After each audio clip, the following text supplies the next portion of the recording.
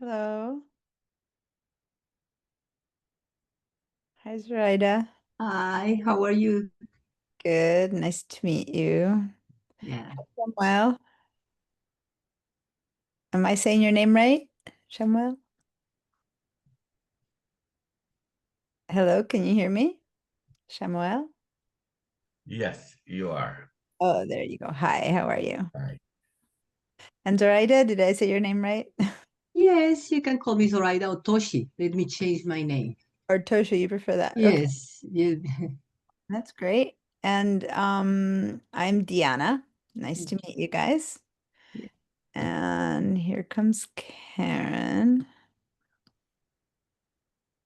All right. Hi, Karen. Oh, How are you? Nice to see you again. good.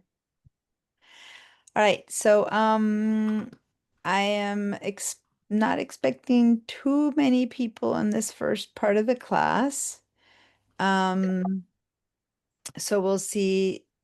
Hopefully, a few more will join us, but most of the people who are taking this class have taken one or another of my many classes, and so they kind of know some of the systems that are set up. So they'll join us a bit later. But I do think there's still a few more people on the roster who are completely new to me. Let me check for a second because I was dealing with IT because there's a different problem happening with the class files. Did you all get the email that I sent like 10 minutes ago? Yes. Yes. Okay. So Karen, I'm not sure if you got it, but I got Yeah, I did get it. okay. So I have a place where I keep the class files that everyone joins the Google shared drive, and it's not sharing. And I had sent them a request yesterday, and they still hadn't fixed it. So now they were answering right before class started. And I said, "Okay, well, I gotta go." So hopefully they'll fix it in between. But just in case if not, I just sent you a couple of files to have that to have something to begin with today. And if we need more, I can send you some more, but I think they're going to get to it at some point. Hopefully, I have the share drive, but I didn't receive anything for this class.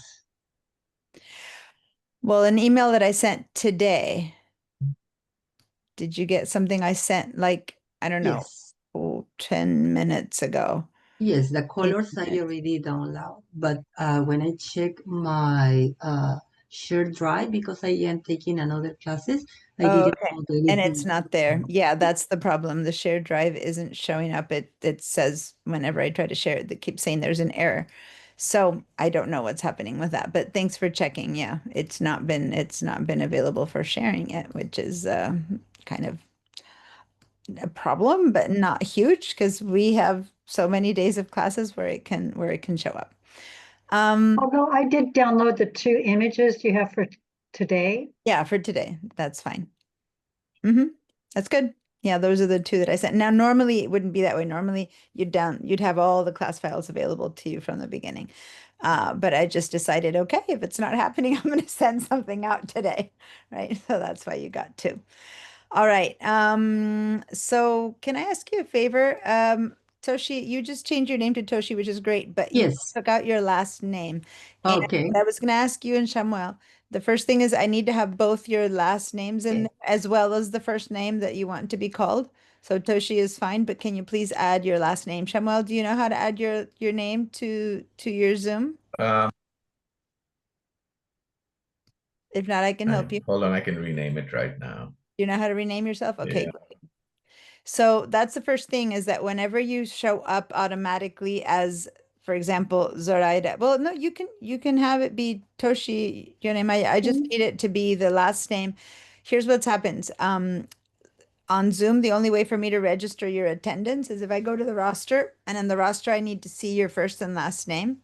Um, Sorry, your last name. The first one, it's okay to have a different name, but the last name I need to see. So then it's easier to, it's not, it's possible for me to give you attendance. Now, of course, with names, that are non-traditional, it's easier to still find your first name. But, if you're Mary Jones or something like that, then there's no way to find it. But at least not traditional in this country. It's easier to find you. But if you change first and last name, like Toshi, for example, then I would never find you on the roster, right? So by having the first and last name, then that's great. So the thing is that every time you join Zoom, unless you change this in the settings of Zoom, then you'll have to do this each time, okay? Because each time you'll show up originally as just Shamuel or just Zorai, then you'll have to add the Toshi if that's how you prefer to be called.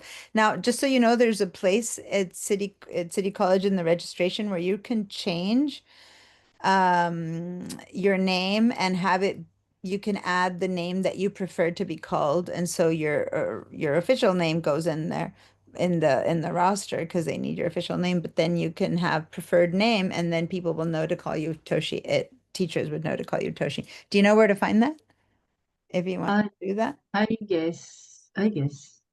Okay, so then you can do that, and then there's no okay, so if you've already done it, then in the roster it probably says that. Okay. So looks like no one else is joining us right now. So let's keep going. Well, partly one of the things that is important at the beginning is this whole name thing. But then the next thing is during the class, one of the things that I do, I'm getting asked for an authentication code. 1 second. There's my phone. I have IT is trying to help me on the side, and so they just sent me an email, and they sent me a code that I'm trying to put in. So problem is they don't start working till 9, and I've been asking them since yesterday, and so now they started to help me, and I'm like, yeah, but I'm in class now. Anyway, so what I was saying is that they have the way I work in class once I have a bunch of students is I try to keep everyone on track. We're going to be working parallel at the same time as you're working with me. And so I'll be showing something, I'll demo it, and then you guys will have to do it on your own computers. So the way it's going to work is I'll say, okay, if once it's done and it's good and if everything worked really well, then give me a yes. If something isn't working or you're having a problem, give me a no.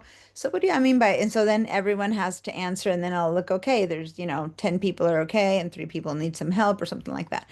So how I do that is by using the reactions buttons. So if you go to all the different buttons that come with Zoom, you'll see one that has a little heart that says react. If you find it, can you click on that? And then if you find the green check mark, go ahead and give me a green check mark. That kind of is what I use for a yes. So, perfect. Karen, did you find that? All right, so Karen, what you gave me is a cute little heart, which I love, but it disappears very soon. So actually, if you keep heading down somewhere in the middle, you'll see that on the left side, there's a green round circle with a check mark in it. Perfect.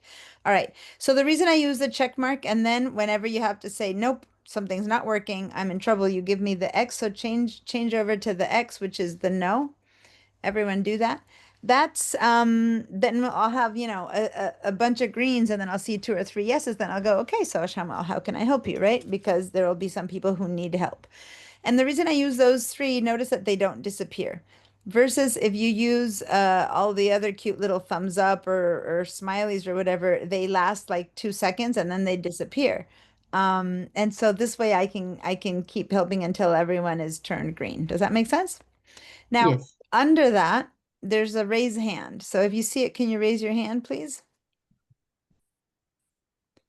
Great. So when someone raises their hand, notice that Shemuel popped up to the top left, like he's the first one who raised his hand. And so suddenly the people in the class moved over. And now the first person to raise their hand was Shemuel. So I would be in the middle of explaining something, and after a while I'd go, okay, so Shemuel, what's your question, right? And I'd help you. then we raise your hand, then I'll go on with Toshi, and so on and so forth. So the order in which you raise your hand is the order in which I answer your questions. Now, when would you use raised your hand? So sometimes I'm talking about something that makes no sense to you in the moment. Like I'm saying, click on this button, and you're like, what button? Well, you might just want to interrupt me and say, can you repeat which button? Because you need to click on that right now.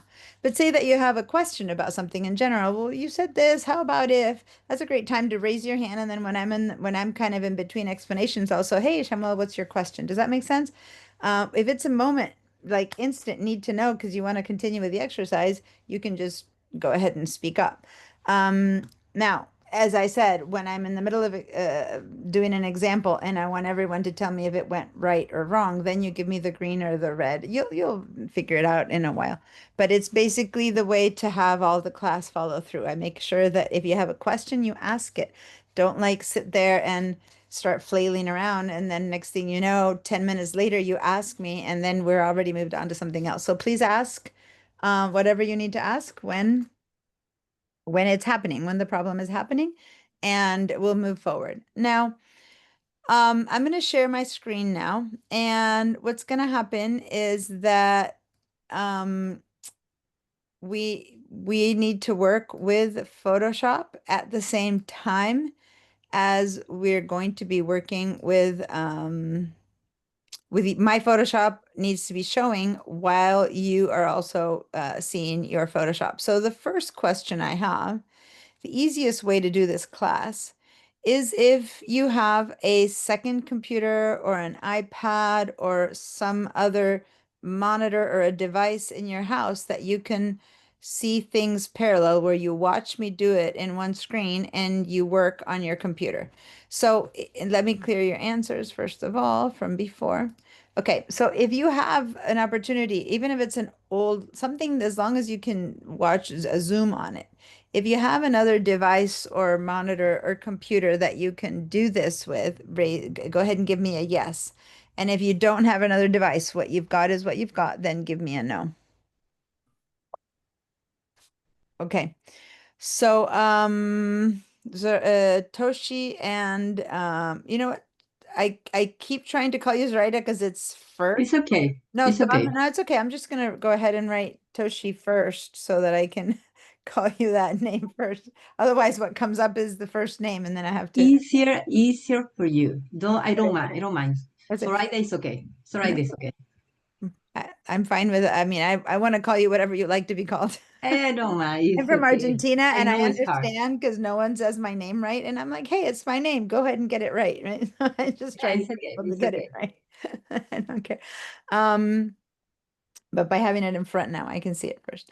So when I share my screen takes over, right? So it's hard for people to then also use their own screen for Photoshop. So if you have a second device, go ahead and grab it right now, bring it over, and then find your email, connect to Zoom, and then you'll show up twice. You'll see that a lot of people do that. They show up twice in my computer. And so then you'll be connected twice to Photoshop. And let me explain 1 second why twice. It's because you also have to be connected to the one that you're doing the work on. Because if you get stuck and I need to share your screen for me to help you, you need to have that one running as well. That's why you need to have two connections. All right. So yes, Toshi.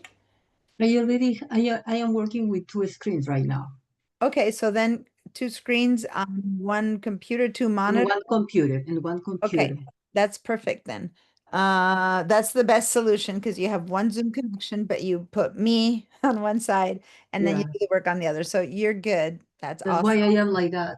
That's why I am like that. Yeah, that's for me too. I have like three. So I'm like, whenever you see me talking to you like that, it's because I'm looking at the other computer. Okay. So, Karen, you already joined me the second time. So there you are. You're here twice. And you don't need to have the video on both your computers, like if you want to just turn the second computer's video off, but at least I know you're there for whenever. So then when I share my screen, you'll watch me on one of them, and on the other one, you'll do the work. And then, Shamuel, what's your situation? I have a tablet, so I haven't downloaded Zoom on that yet. But I Okay. did a split screen on my laptop, so I have Adobe on the left and you on the right. Okay, so good. So now I'm going to share my screen, and this is just a sample share. Oh, wait, hold on. I've got someone coming in. All right. So, hi, who just joined us? Someone on their phone. Who is this? Hello? It's not one of you guys, right? You didn't join us on me on the phone. Not me. Someone just joined our class. Welcome. Who are you? I don't, your sound is off, just so you know, whoever just joined us on an iPhone and it says iPhone. Oh, hi. Hi, Hi. my name is Maria Cruz. Oh, hi. How are you, Maria? Nice to Oh, meet thank you. you. Nice to meet you too. Okay. So, good. I was just mentioning connections and phones and stuff. So, one second. I was about to share my screen, so I'm stopping. Maria, are you able, do you have a computer that you're going to be doing the work with, or do you just have the phone? Yes, I have a computer. Okay. So, um, this is the thing. Can you connect to the class also using your computer? Yes, I can do it. Okay, so here's what's gonna happen, Maria, and anyone else who joins with two computers. So you need to make sure that on the second device, you do not accept to connect with audio. So like when you connect, it'll ask, do you want to connect with audio? You have to say no. Otherwise, we'll start hearing like, "Meh," weird noises, and then I'll have to help you turn it off. So it's better if you just don't connect the second time. So you see how Karen here is here 2 times. So Maria, you'll show up 2 times, once on your phone and once on your computer. And we'll see if the phone is big enough. Normally, I say the phone isn't big enough to follow the Zoom because you'll see little tiny buttons that I'm pressing, but maybe it works as a second device. But for sure, I need your computer. So everyone, the reason I need your computer, we're going to practice right now. And it's because I'm going to be doing something, showing you on my screen. And then if all is good, no problem. But then if you're stuck or you have a question and we can't figure it out just by description, then the easiest thing, and it takes like a second, is to just share your screen. I'll look at your thing, I'll help you, and then we move on. Does that make sense? So now we're going to practice that. First of all, I'm going to share my screen. So here I'm just sharing a blank Photoshop window. And at this point, what matters is to make sure that you can see this window, but at the same time, you can see your own Photoshop. And I know that some of you don't have Photoshop, or you do. We're going to talk about that in a minute. But first of all, I'm going to handle the Zoom portions of this introduction. Um, so if you only have one screen, most of the times when I do this, then suddenly I take over your screen, unless you already have it split, like Shamuel said, in which case you need to then split your screen in two.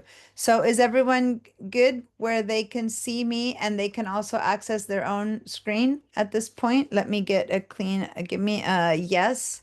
Um, and by the way, when I'm sharing my screen, the buttons to say yes or no are somewhere else. So again, this is to make you sure that you can all find the yes and the no.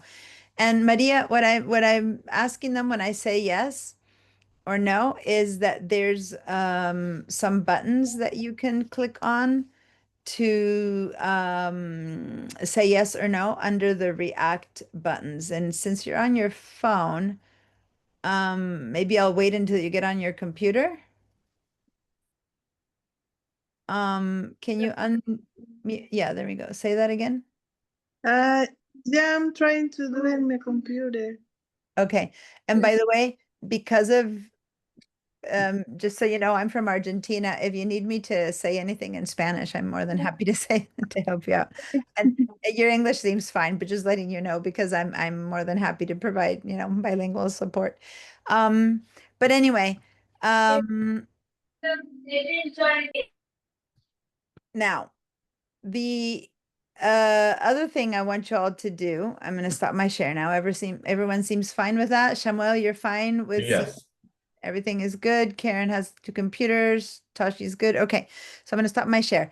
Now, 2 more things. First of all, I need everyone to go to the chat and do a little sign in. So Karen already did it. She's been in a class of mine before, so she already knows the procedure. So over there where it says chat, go ahead and give me a little good morning or hi, I'm here or whatever. You don't need to say your name necessarily because it says that such and such person said that. But yeah, as soon as you sign in, go ahead and give me a little hey ho in the chat. Now you might have a question that you want to ask. Something that happened over the week and you were doing your homework and you might want to just like, hey, this came up. So you're welcome to ask me questions there. And then when I get around to it, I'll look over and I'll give you answers to that as well.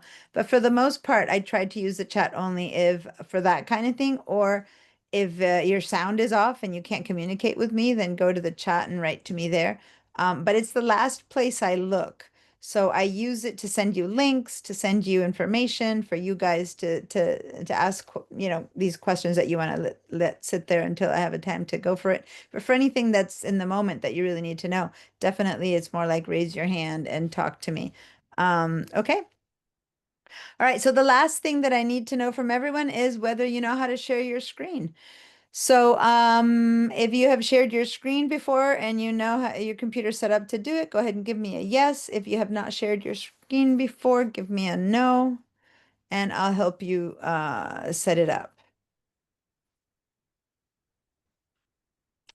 So Shamuel, your screen, Hold on, I got lost there with my Zoom. I gotta find it. okay. But yes, I've shared screens before. Okay.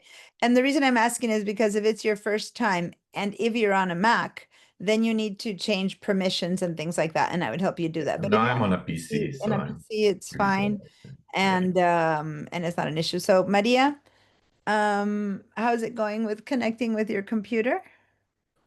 Yes. I have to do a.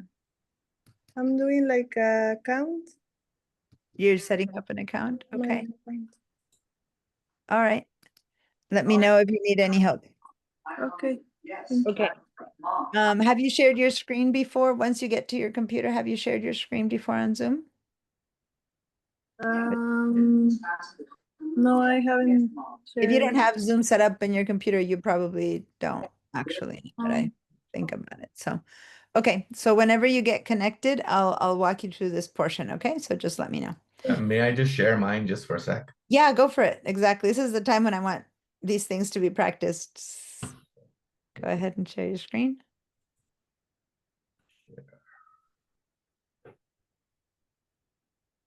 So can you see Okay, my there you Photoshop? go. I can see it now. Perfect. Yeah. Okay, that's it. Great. Thank you. And then either you can stop or I can stop the share. It Got doesn't it. matter. Thanks. Let me clear your answers now. All right, good. Now, one thing that I need as an agreement from everyone is that once I ask you to share your screen, just do it. You saw it takes 2 seconds and it's much faster than going, oh no, I don't want to interrupt the class. It takes longer to explain to you that it's faster to not interrupt the class than to just do it. Because the moment you do it, I see the problem, we fix it, you stop, we move on. But if you're like worried about interrupting the class, you'll see like everyone shares their screen every now and then, and that's just how we do it. And that's the best way to make the class move forward. Explaining a problem when you don't know why it's happening isn't usually very useful. Right? Now and then you can say, oh, this is happening and I can imagine what's happening. But for the most part, the easiest thing is to just share your screen. I look at it, go, oh, you didn't select it or you need the layer or whatever. Okay, good. We fix it and we move on. So don't ever hesitate to say there's a problem just because you think you'll have to share your screen. It's literally, if I was in class, I'd be walking behind your computers and fixing things, and that's what it takes. And no, it doesn't slow down the class because everyone who's going to be here is probably going to be learning something from that share anyway. Even if it's something that's not happening to them, they'll see how to fix when those things happen, right? Or you might have something else that you're trying to share to show. Okay, so that's the sharing the screen. Now, the next thing is how many of you own Photoshop? Like you have Photoshop installed and ready to go? Give me a yes. How many of you are going to need to use the school's Photoshop? Then give me a no. So if you're going to have to use VDI to use school Photoshop, give me a no, and we'll work on VDI. Where are the yes and no's? It's the same green check mark and X Oh, that you okay. found There you under go. the React. Yeah, there we go. Okay, and Maria, do you have Photoshop on your screen? On your computer, the one that you're going to be using? No, I don't, teacher. Okay, so then give me a no, and I want to, Okay. well, you're not on, oh, here, you're coming in right now with your computer. So give me a second, I'll let you in. Okay. There we go. Nice to meet you in person. Hi. All right. So when you unmute yourself, since you have sound on both, we might have some issues with sound. Can you unmute yourself so that we can see what's happening with the sound? Okay, can you say something? Oh, I can't hear you. Okay, so then that's good. That means that your sound is on your phone. So you need to unmute your phone in order to speak.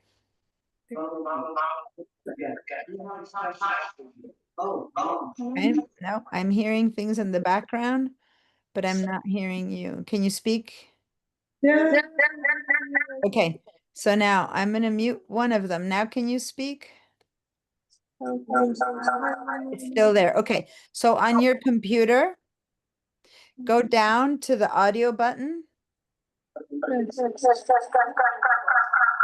It's okay. It's going to be uncomfortable for a second. Go down to the audio button where you mute and unmute yourself, and there's a little triangle right next to it. And when you click on that triangle, it's you have a menu, and at the bottom, the second from the bottom says leave computer audio. Tell me if you can find that. There it is. Yep. Found it because the sound is off. Okay.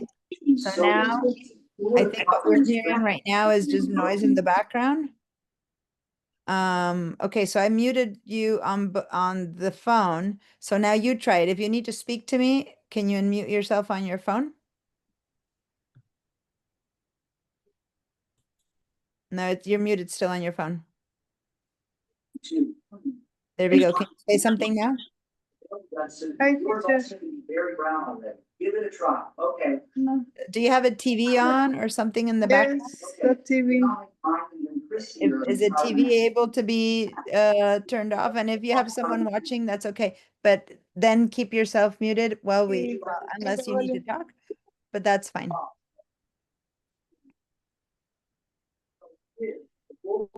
Okay. All right, cool. So that's been handled. So I'm going to help Maria with sharing her screen. And then after that, we're going to work on Toshi and Maria are going to need Photoshop. So we're going to work on that. All right, Maria. So I'm going to run with you through the question that I did before with others. When I ask, did it work or did it not work? I need people to say yes or no. So can everyone once again practice by saying yes? And I'm going to show Maria how we do that. So Maria, on the buttons that you have, one of them has a heart and it says react. Do you find it? Okay, so click on that one. And then in the middle to the left, there's a green check mark. That means yes. Can you click on the green check mark? Perfect. Now, whenever something is not working and you're trying it and it's just not happening, then you'll give me right next to it, it's the X for no. So I'll be saying, okay, guys, when you're done, if everything is good, give me a yes. If something's not working, give me a no. And then when I see you saying no, I'll go, okay, Maria, how can I help, right? And so that's how you'll tell me that you need a hand. Okay? The next thing I want to know is whether you can share your screen. Can you, is it a Mac or a PC that you're working on? Or is it a Chromebook? You're muted. I think you said PC because of your mouth, but I'm not sure. So you need to unmute yourself. No, on the phone. If you connect with audio, go ahead and speak. Maybe we can do that. That now that you connected with audio, then we'll get the reverb. Go ahead and try to speak. Let's see. Now that the TV is off, it might work, but you're muted right now. So unmute yourself. It's an HD. Okay, so maybe you need to turn the sound off on your phone. One or the two has to have the sound disconnected. It's not about muting, it's about disconnecting. So now go to the computer and go again and disconnect audio like you had done. And then you have to mute and unmute yourself from your phone because otherwise it's we just hear the rah, rah, rah, rah, rah, like reverb. Okay. So go back to the audio button and click on that little arrow and say leave computer audio on your computer. And then you need to mute and unmute yourself from your phone to be able to speak.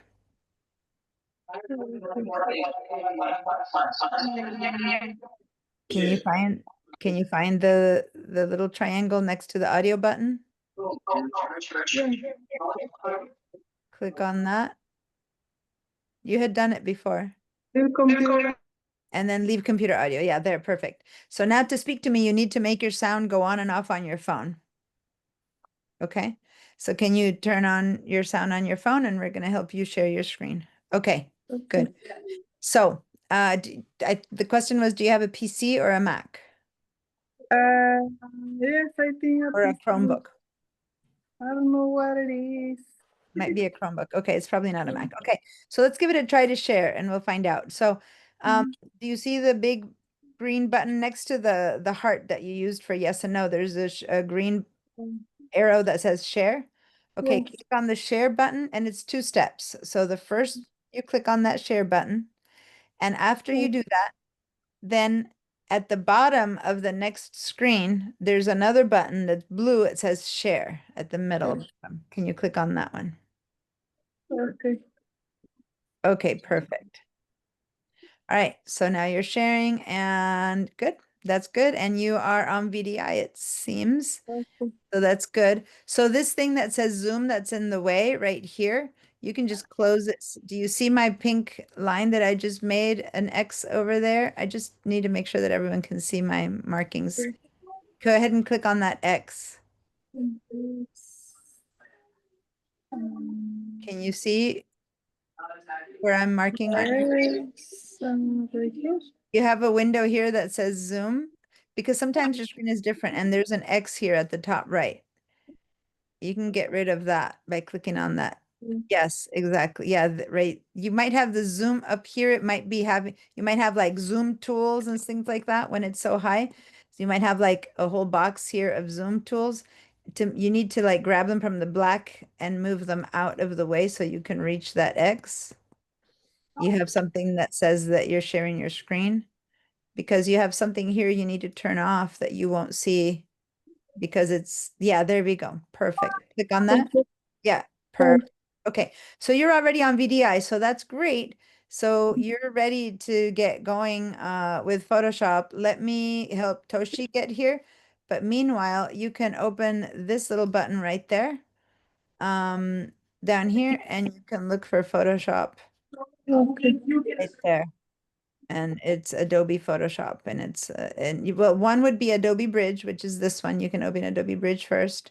And then when that one's open, you can scroll down a little bit more and it'll give you Adobe Photoshop, okay? So I'm going to stop your share while you do that, and I'm going to help Toshi.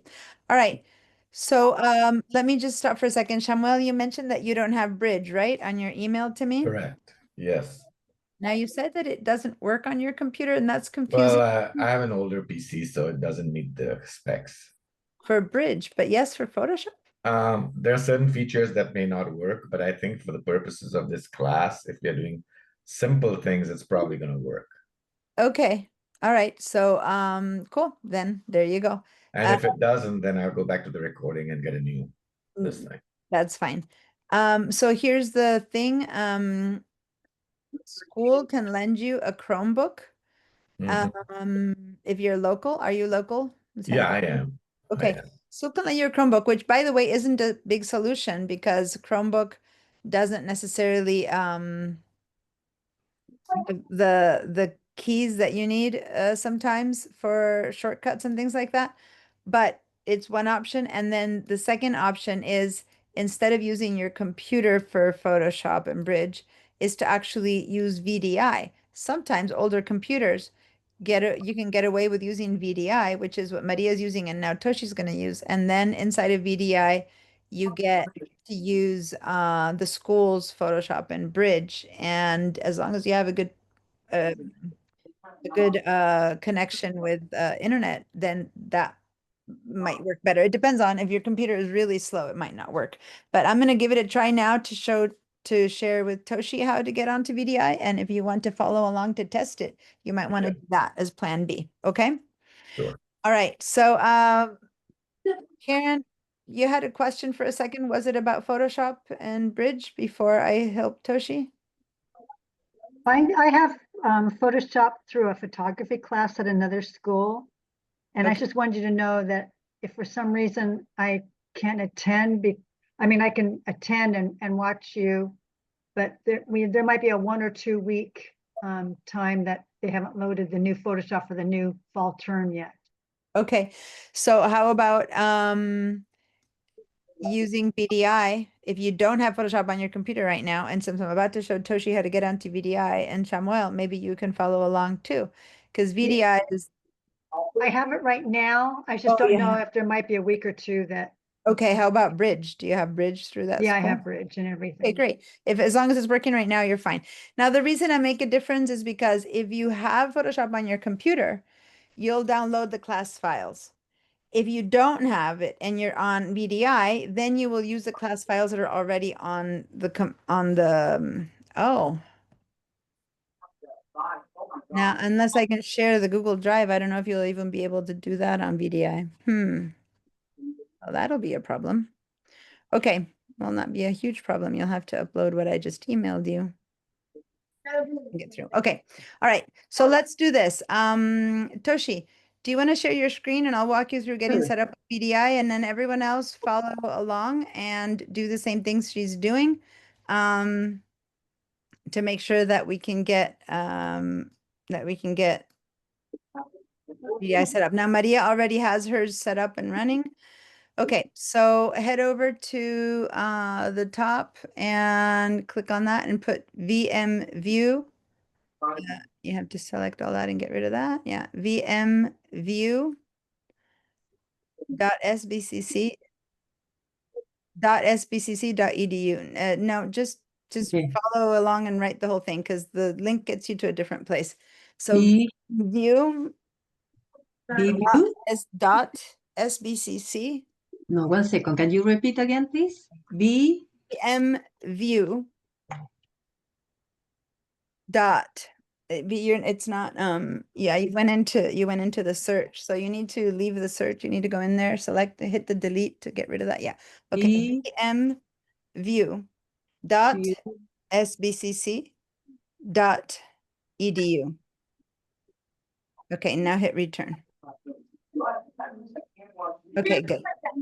So now scroll down and then click on no, don't download anything. No, on the right side, the link, that one. This Yeah, one? check here. And now go ahead and log in. Maria, can you mute your phone? Now, in order to use VDI, you need to have the two-factor authentication set up. And I'm saying that to Samuel. I don't know if you do. No, I don't, but I'm logging in and I'll set it up. Okay, great. Okay, cool. Now here, you need to go to the middle, those three options that you have there. You need to go to the student desktop, this one.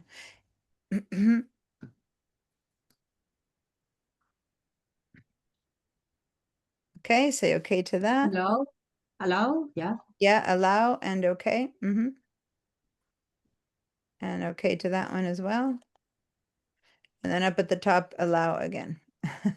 This is one time only. After that, it won't be a problem. I buy the Photoshop, but I don't know what else I have to do. I just buy yesterday and I received okay, but Okay. I don't know what I have to do. Okay, so as you can see, we're waiting for this to finish. So that's a good point. This is going to take another 30 seconds or a minute. So let me tell you, if you bought it, did you buy it through the directions that I gave you? Yes. Okay. Yes. So then they're going to communicate to you through Pipeline because you had to purchase it with your Pipeline email address, right? Yes. So on Pipeline, they're going to send you emails telling you what the next steps are. But the first thing they need to do is verify that you're a student. So sometimes that takes a few days, sometimes it takes 5 days. I don't know. Um, so check your Pipeline all the time and make until when you get an email from them, they'll give you the instructions for how to download it.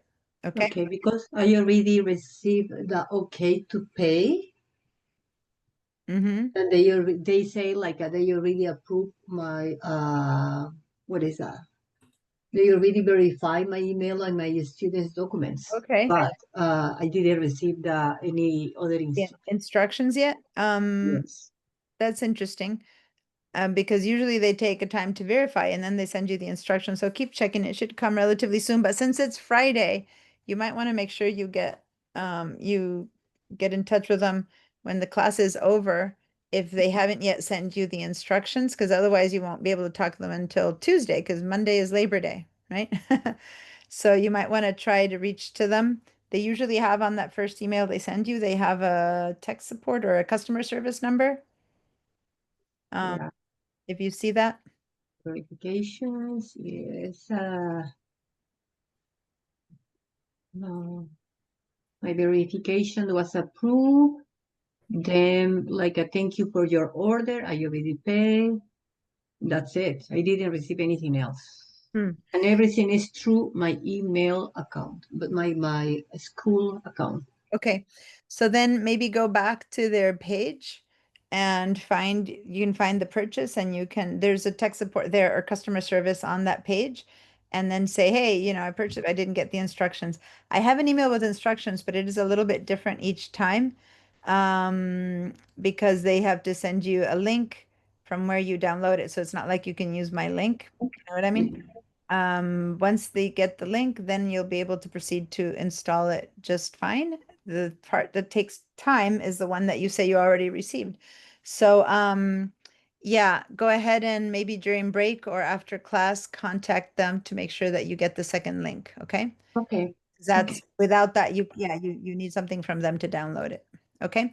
Now you are on VDI right now, which is great. So now you are in the same place that we had Maria at a few minutes ago. So let me show you how to get to your class file. Hi, Barbara. Nice to see you. What it hears me say. Hi. Hi. So give me a second. I'm helping some people on the last few minutes before everyone else joins us to get Got a Photoshop recording going and and something then it else. gives little paragraphs that I'm gonna go ahead and mute you because I know that you have Photoshop and everything. Okay, here we go. All right. So Toshi, here on the left side of your screen, go ahead and click on this little Windows icon, and you're gonna open. Yeah, click in there. Okay. It's not opening. Go ahead. You have a pencil instead of a. Yeah, I don't know, but they Yeah, already go got above. Yeah, you're using a zoom tool pencil. Go to the zoom tools and use the arrow because that's, some tools. yeah, I'm not sure you got into the annotate tools. There we go. Now you Okay, have an arrow okay. again. Okay. Go back with your arrow now. Okay. And click on that. Okay. I No, don't know what they what is it? go. What is it? It turns again into a pencil. Yeah. It's like it's like you're Okay, using let me. Oh, no. it's like you changed to a zoom pencil tool. Go ahead and click again on the VDIs there. Okay, that There. open. Okay. All right, and then you might need to say, okay, allowed to that. Okay. All right, so now here you have Adobe Bridge. No, that was where you had to say allow that it's already done. So here you have a Adobe Bridge 2025. Click on that. And it'll start to open. And now while that's happening, go ahead and go back to the start. Oh, wait, since it opened, go ahead and go back to the start. Yeah. And okay, so now you need to sign in. And Maria, you might have had to do this too. This is only one time, and then after that, VDI always knows you're allowed. So this is your pipeline, your entire pipeline email address. So it's your username at pipeline.sbcc.edu. Did you do this already, Maria?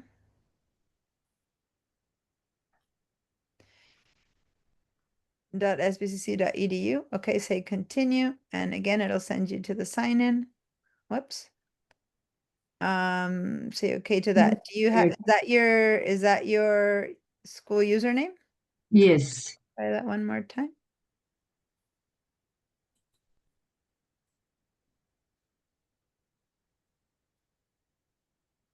Mm-hmm. Yes. Huh. Okay. Try it one more time, but it could be, school's been having an issue with Adobe this week.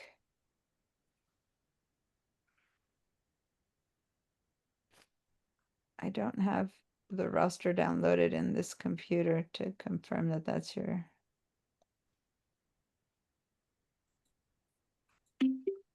Okay, say continue, and if that doesn't work. Okay, I'm doing a screenshot. Okay. Go ahead and say okay to that. That's the problem is that this is the same. Go ahead and say cancel for a second. Go ahead and click on that and let's open Photoshop, and it's a bit lower down, Adobe Photoshop, scroll down a bit. This one? Now keep Bridge? scrolling down to Photoshop.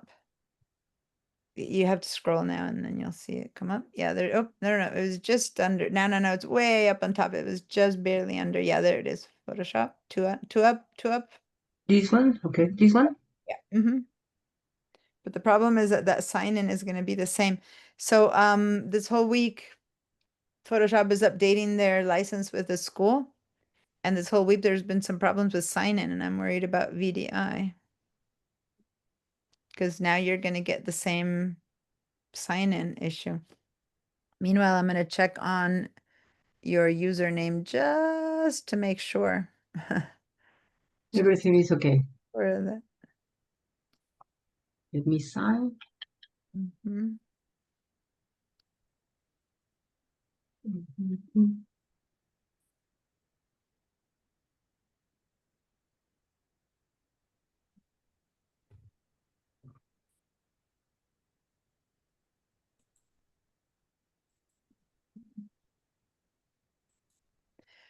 Okay, I'm downloading the roster for a second so I can see your username. Give me 1 second.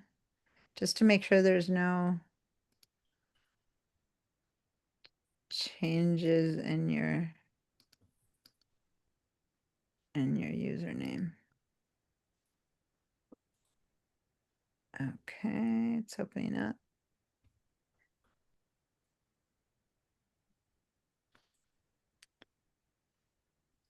ZT Yonemaya. Yeah. I'm just kind of making sure the beginning, because some people have the second initial, some people don't. Okay, so then that's a problem because that means that you're doing it right. Okay, so that's more of a problem. Because you can't use, you're in VDI and you don't have them on your computer, so you can't use the school's Photoshop if you can't sign in. So, okay, I'm gonna stop your share for a minute. In the email that I sent with the link for this morning, I believe in that email I sent the tech support.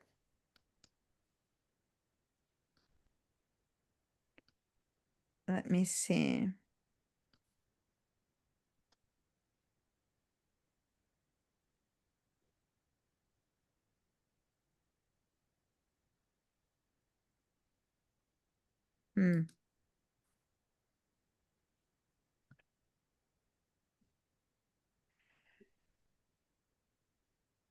It's just that they're not going to answer immediately.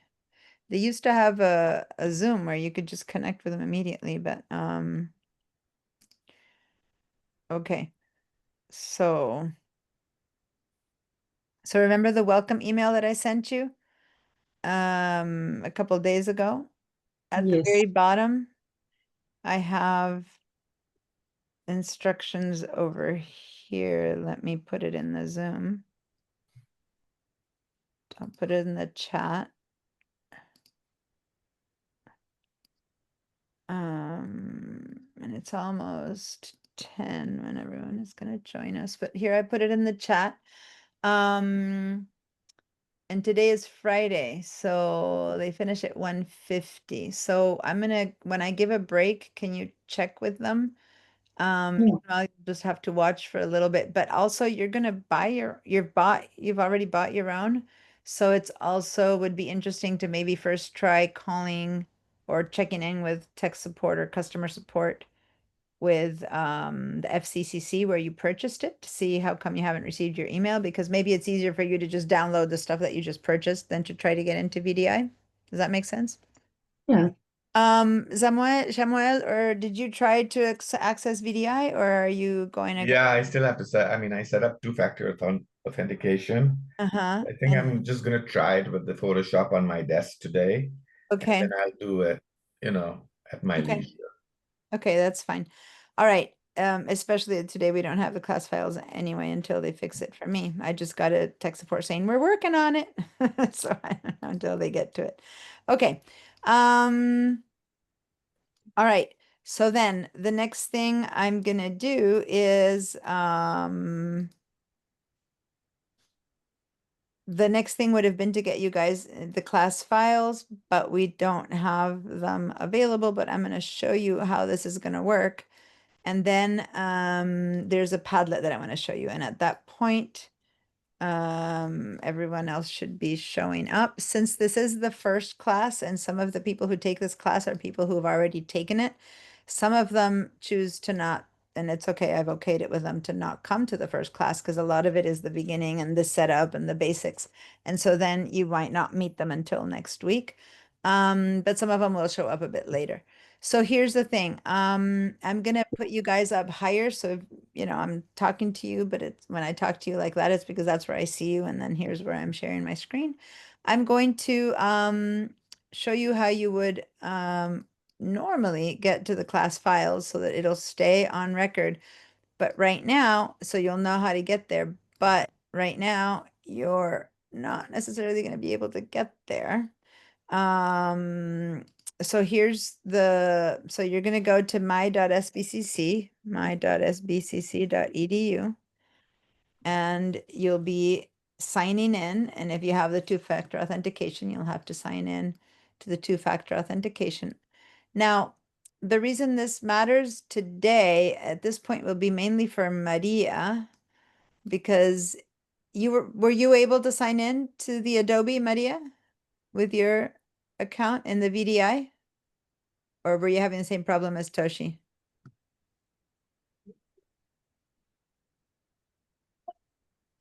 I can't hear you. You need to mute yourself from your phone. Unmute yourself from the phone. In which one, teacher? So when you connected to Bridge, did you get the same message that Toji got? Were you able to sign in? Why don't you share your screen and let me check, because I want to make sure if this is just Toshi or if it's the system. And that might be helpful to see whether you got in. Go ahead and share your screen. And it was two times. You click on the share button, the green share button first, and then the second time, another button in the bottom. Perfect. There's coming up. Okay, so try that. Put your pipeline username. Do you know your username? Maria Cruz. It's MT Cruz at pipeline.sbcc.edu. MT. It starts with M.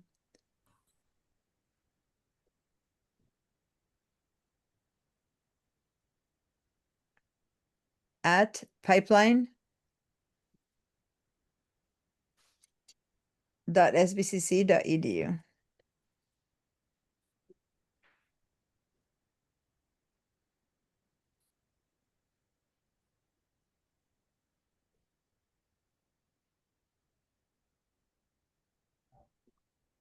Okay, go ahead and say continue, and let's cross our fingers and hope it's only Toshi. There you go. Now you have to do the same thing. MT Cruz at pipeline.sbcc.edu.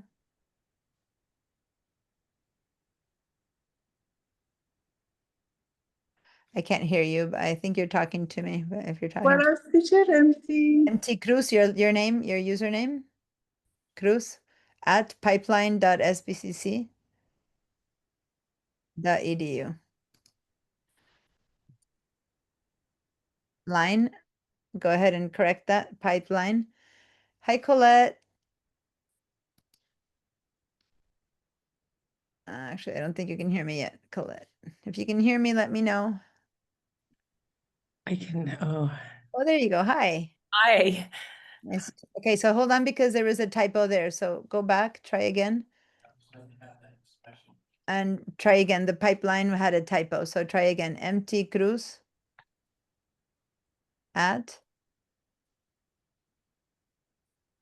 pipe. Oh, that's, Pipe. What pipe is pipe? PIPE line.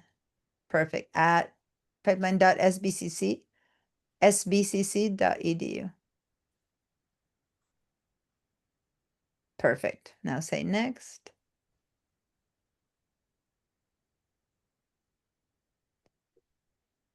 And now say continue at the bottom.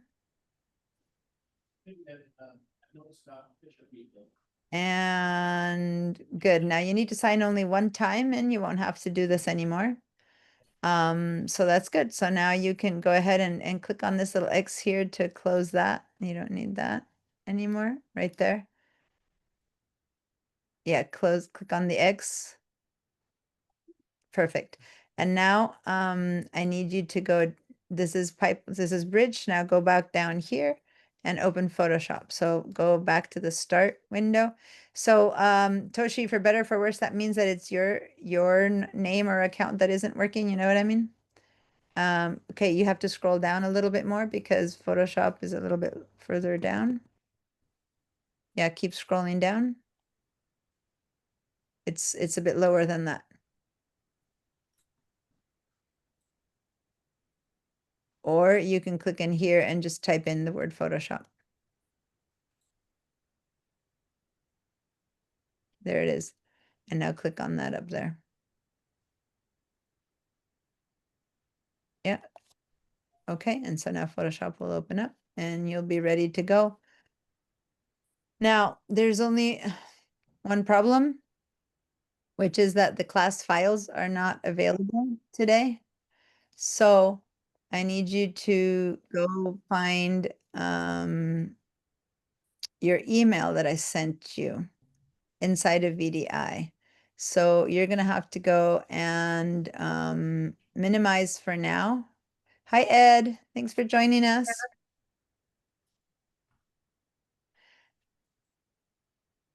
Okay, so head over. I'm helping some people get their class files. We're having issues with the Google Drive, so I'm helping people on VDI get their class files today. Here comes Mary Ellen. So everyone's joining us for a minute. And Jacob. All right, let me move people over. So, Maria, go ahead and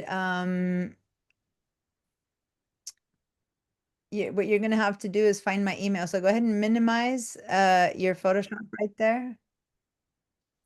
Can you click on that little line? Yeah, click on that line right there that I made a circle. Okay, and then, oh no, I didn't want you to close the whole browser at all. Go ahead and say restore. Make sure if that works. Hi, Jacob. Good Thanks for morning. joining Good us. morning. How are you? Yeah, click on restore. Hi, Gerard. Hi. All right, so I'm working for a second with VDI. Go ahead and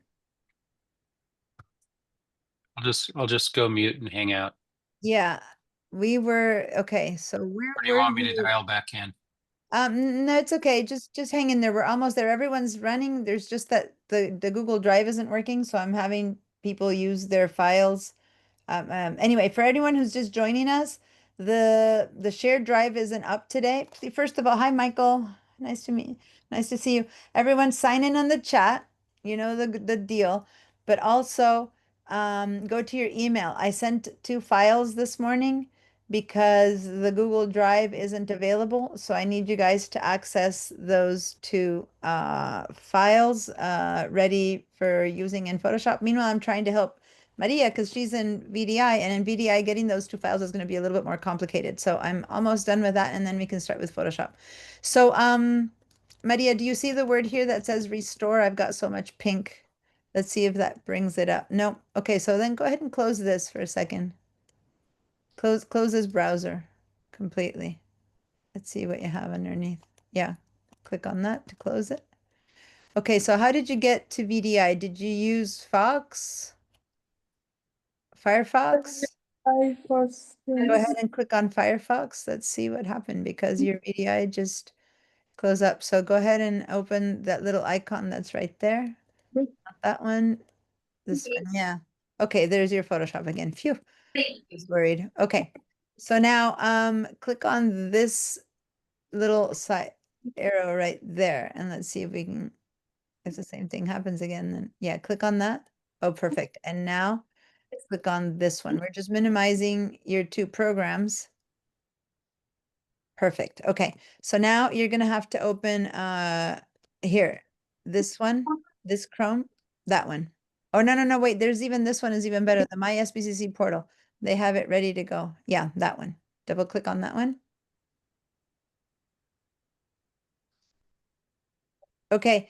Meanwhile, hopefully everyone's downloading the 2 files that I emailed you, and this is what I'm helping Maria do inside of VDI.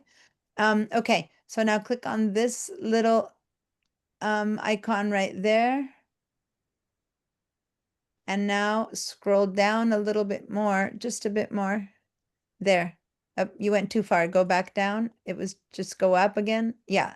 Go stop. I had go down again. You pass it by. So try again to scroll up now. All the way up. Okay, stop right there. Go to your Gmail. Perfect. Now, you're doing this inside of VDI. So these files will be in your computer inside of VDI. So go and click on this email that I sent you today. Yep. Perfect. And now download. You have to download both of those files. This is one of them. Go ahead and click on this and download that one. Oh, well, right click. You need to download both, so it's okay. You're right in the place where you can't see it. You need to scroll up a little bit more. Up and down. Okay, so sit by this one and click on this little icon right there. Yeah, perfect. You can also click on this one, so it'll be put in your drive, which is actually a good idea. And say, click on this, on the second one as well. On this one, on both, once on each, and that'll say adding to my drive. Okay, and now go ahead and say allow to this one. Okay, and now scroll up a little bit because there's another file above that I need you to get. That for some reason they came in separately. This one, yeah. Up a bit again, just to the bottom of the next picture. There, stop there. And here you have the same 2 buttons. Go ahead and click on one first to download it. And then for you, because you're on VDI, go ahead and click on this one also to put it in your Google Drive. There we go. Perfect. Okay, so now you can get rid of this.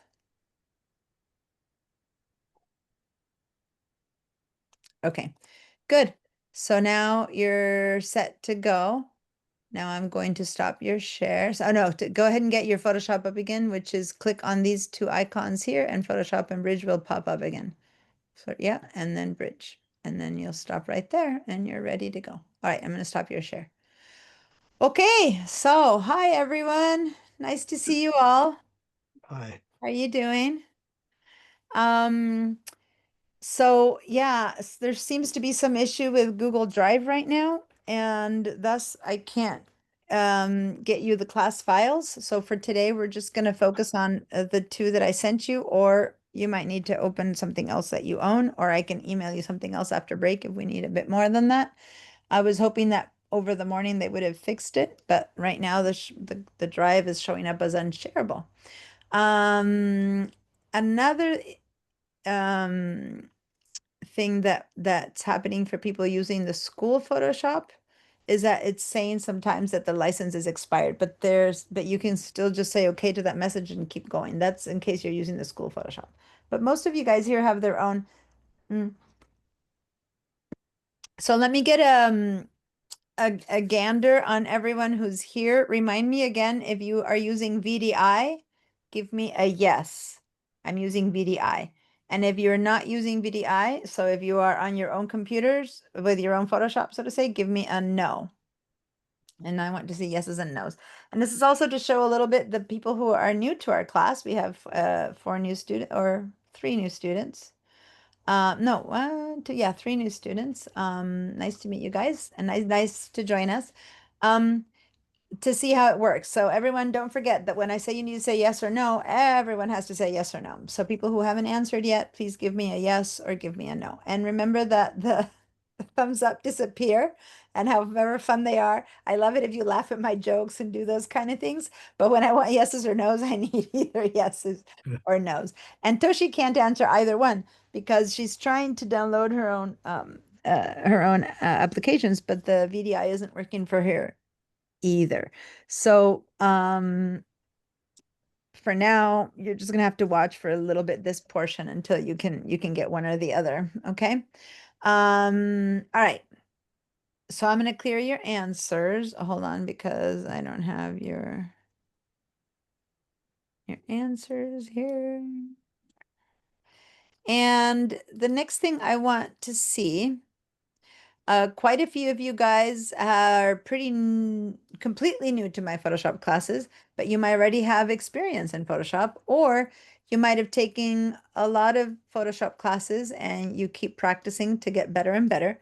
So right now, I want to say, if you feel like you've barely brushing the surface of Photoshop, either you know nothing, or you just took one class, you're beginning to understand Photoshop, then give me a yes. If you feel like you're pretty comfy with Photoshop, you just like learning more and more and more, and what you're doing is keep taking the classes because you're just trying to move forward with what you know, then give me a no. So yes means you are pretty new to it, or very new to it, or new enough that you've taken maybe 1 or 2 classes, but it's still gelling. And no means you got this and you just keep moving forward. All right. That's a pretty good division. You might notice that there's about half and half of you guys. And for the new people who are wondering why some people aren't answering, it's because it's their second computers, right? Because it's okay. I can see they've answered in their first ones. But those of you who are in 2 computers, make sure to answer in at least one of them. So you might wonder then, people who don't know too much might wonder how come the ones who do know a lot are here. It's because I try to teach this in a way that it works for everyone.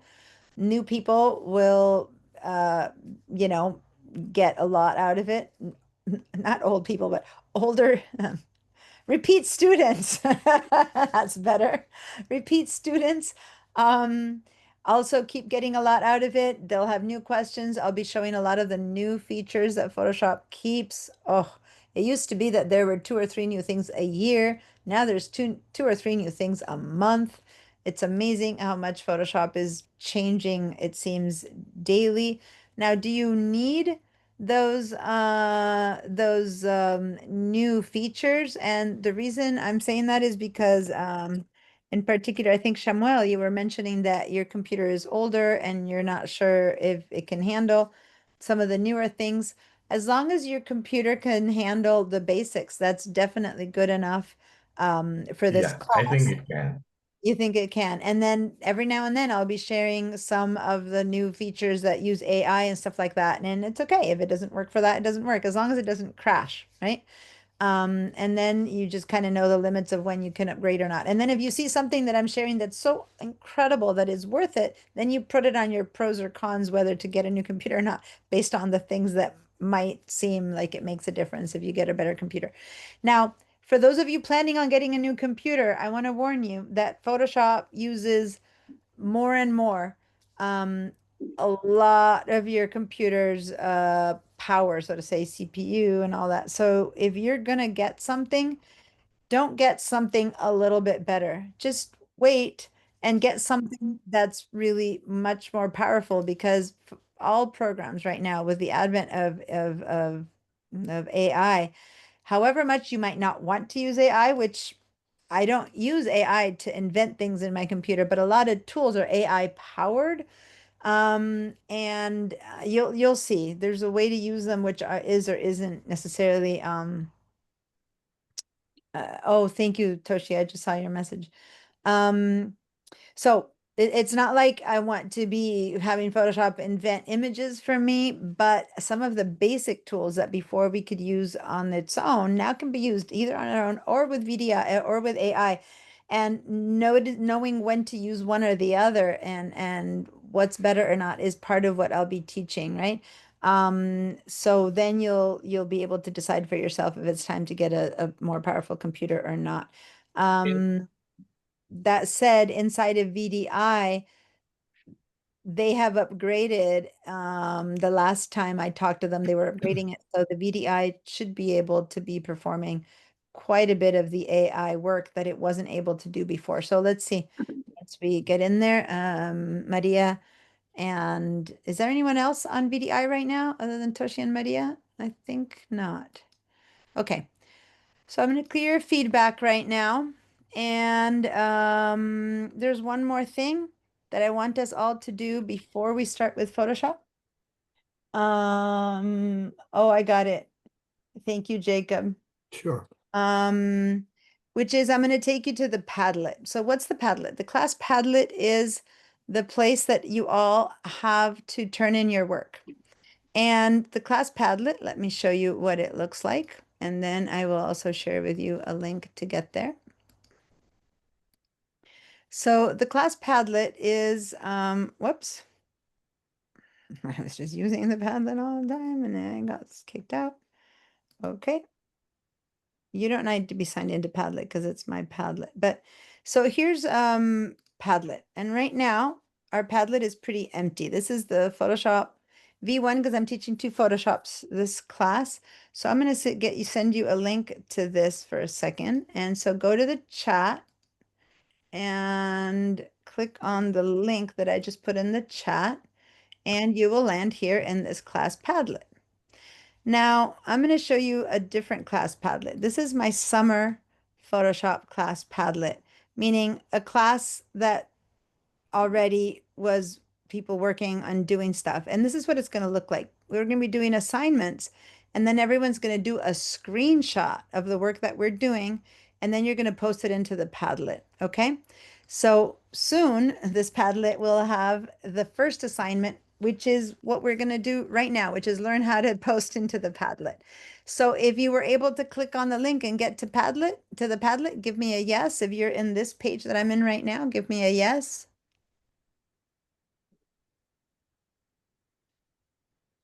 All right.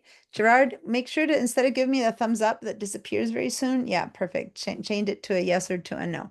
Now go ahead and bookmark this page, or in some way or another, remember how to do it. Now I've added the link to this page to my email. I haven't yet sent you, today I sent you the special email reminding you to click in on different, moments. Oh, hi, Shelly, by the way, and Sharon, both of you guys joined in when I was in the middle of doing something else and I didn't say hi to you guys. Got it. I hear you, Shelly. Thank you. So, so here's the thing. One second, Barbara, do you know remember how to raise your hand with the, Yeah. go ahead and do it that way and then you'll pop in. All right. So, what you need to do is do a screenshot right now of anything, of whatever's in front of you in the screen. And so I'll tell you how to do that screenshot. First of all, you're going to do, if you're on a Mac, you can click on Shift Command 4, and then your mouse will turn into this little, what do you call this? A crosshairs. And they can do a screenshot of something. I'm going to do a screenshot of this little portion right there. And that became a screenshot that on Mac, so that's Shift Command 4, and on a Mac, that goes to your desktop. So if you're on a PC, instead, you can do Windows key, Shift S. Windows key, Shift S. And then you do a similar thing. You drag across what you want, but instead of going to your desktop, that goes into the clipboard, the computer's memory. So how you're going to put them in here is a little bit different. So once you do that, and again, anything that's on your screen, it doesn't matter, then go to this little plus sign that appears in the bottom of this board and put in as subject, put in your name. So I'm going to go ahead and put Deanna as my name. Now, some of you guys, when you do it first, if you manage to sign in with your name, then it'll say there Karen Finch already did it or Ed already did it. But just in case the name doesn't show up at the top, if you put your name there, then you can write in the bottom, you can say screenshot, you know, first Padlet post, screenshot or something like that is basically the assignment. And then for Mac people, okay, you can click on this little arrow right there, click on that, and then you go to your desktop and you find, because it's going to be on your desktop, and you find the screenshot and you say upload, and there it is. You then publish. But for PC people, and so now that it'll pop up for PC people, you're going to put in your subject, and when it says write something incredible, you're going to do a shortcut for pasting. You're going to do Control V, and that's a paste. And then your screenshot will appear up here. And then you'll write, this is my screenshot or whatever you're going to do. And then we're going to get your post up. I'm happy to explain a little bit more, but over here, this little yellow post, it's how to make screenshots. Windows, it says Windows key Shift S, or Mac OS Shift Command 4. Okay. If you have a Chromebook, here's another way how to do it. So go ahead and make sure you have a photo in your post. Okay. So Ed, maybe you want to add a screenshot in here. You can hover over your own post and say edit like that. And then you can post in again so that you can post a photo. I know you know how to do it though, but just so that everyone knows how to edit. To hover over your own post if you want to add more. So now say that this is the assignment that we have for class. How can I get that to pay? I want to make sure once, I'm going to clear your answers here. Once you have managed to post, please give me a yes. Okay, so I want a screenshot of any type and kind, and even if you have Photoshop or not Photoshop, this assignment can be done by everyone. The only ones that might have a little bit of a question is how do you do a screenshot is if you're on VDA. So if so, let me know. I'm going to go ahead and stop my share and let you guys work on this. If you have if you have completed a screenshot and posted the Padlet, give me a yes. The rest of you, if you're trying and you can't, if you have a question, then give me a no or raise your hand. Okay, yes, Barbara? How do I save the link to the Padlet, like on my desktop? You can, well, you can save it just by, you can actually, interestingly enough, you could, hold on. Because I can't right click and then Yeah. So one way is to, let me share my screen because I know you're on a, hold on. I know you're on a Mac. So are you on Safari? I should know how to do this. Are you on Oh, Safari? I don't remember. Probably. Well, one thing you can do, well, two things I wanted to let you know. Yes, I'm on Or Safari. before anything else, because some people don't remember where the Padlet is during the week for homework and stuff. From now on, in the email that reminds you how to get to the Zoom to the class, I have added, this is the email you're going to get next week. It's to connect to our class at 9 a.m. because by next week, everyone should come at 9 a.m. This is the link. And then I have some information of how to get to the class recordings. I have a reminder to sign in. And then here's the class Padlet link. So every week you're going to get this email with the class Padlet link. Okay, Barbara? If you don't remember how to save it any other way, you'll have the Padlet link in here. Okay. And today, after class is over, I will send you an email with important links and information of how to get to the class files. And in that email, I'm going to send you the Padlet link again. So as long as you keep that email of mine, then you'll always be able to click on the Padlet link. Now, So where do you suggest that we put the links? and leave it in your email or just make a bookmark. Go up here to the bookmarks page and just say add a bookmark. And then Okay, just add a little bookmark. thank you. Okay. Now, for those of you who know how to get to the class files, you do know that this is what the class files look like. And I know that you can't get to it right now. I was unable to share it with the group, and that's what they're trying to troubleshoot. IT is on it, but just so you know, in the class files where you get to the class recordings and to the class summary, you also have the class Padlet. So I'm gonna hopefully by the end of today's class, they will have fixed it and I can show it to you. But this is a sheet that you have in the class files. And if nothing else, I'm gonna send you these links today as an email. But you're gonna get the recording of this class will be here for you to access. And then a summary of what happened will also be available. Now, this summary is done by AI, by Zoom AI, and it reads a little bit weirdly. I didn't write it.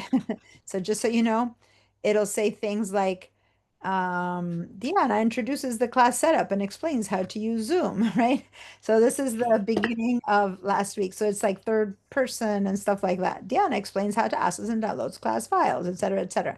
So that's how it's written, but at least it gives you an idea of what's happening. And in the next steps, usually it'll say what the homework is for that next day, okay? Now, in the Zoom class recordings, you're also going to have a link here. And when you click on that, it'll take you to the recording of the class, the full 3-4 hours of that class, however long that recording is. And you can listen to the whole recording.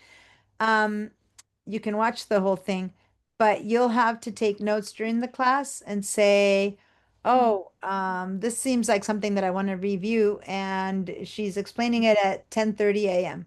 So you write down in your own piece of paper, 10:30 a.m. She talked about, recording links, because then you can go over here. And if the class started at 9 and I'm explaining this at 10:30 a.m., then you know that you can go in like an hour and a half, and that's about 10:30 a.m. Does that make sense? And then that will be my explanation at 10:30 a.m. of whatever it is that we need to talk about. And that's how you'll work with this recording. Now, I need to say something. The class is being recorded, not for you to just look at the recordings. If you don't attend the class, I have to drop you. But if you do have to miss a class, people do miss a class here and there, then you can catch up. Not only you can catch up, you're expected to catch up because the recordings are there. So unless you're in the hospital, right? And that's why you can't catch up, of course. But if you just had, were traveling or you had a doctor's appointment and you missed half the class, then you have to watch the other half. If you have a chance during the day that the class on Fridays to sign in, even if you won't be able to stay all day, even if you're going to be able to stay for 10 minutes, even if you're traveling and you're in Italy, as long as you're going to have a chance to catch up by watching the recording, then do your best to sign in at some point between 9 and 12:45, because then the system, Zoom, records your attendance, and then I can provide your attendance to school. School gets paid for your attendance and you get to learn, and the free classes can continue. If instead you don't attend and you just watch the recordings, we're not getting reimbursed for your attendance. I'm supposed to immediately drop you, which I'm going to give you a leeway to the following week. But definitely let me know if you're traveling or something, and do your best to attend. But of course, you can miss a class if you have to miss a class. The good news is you can catch up. All right. Yeah, City College is a junior college. It's not one of those high dollar universities. Oh God, but we're still getting our budget cut though. No matter that we're not one of those high dollar ones, it's the other way around. We are getting even less money with all of Right, the that's what I'm saying. CPI and everything. So yeah, it's crazy. All right, guys. Everyone is set other than with the class files that I can't handle right now. But let's go into Photoshop for now. and figure out how we're going to use it. So hopefully, by the way, was everyone able to post? I didn't check.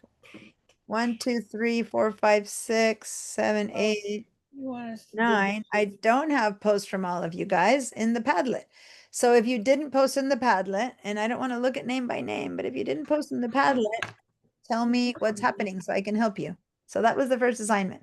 So let me see. I'm looking. I don't see Michael. I don't see Michael. Oh, there it is, Mike Lawson. Oh, it's just that you put the name in the bottom. Got it. Let me just share what I mean.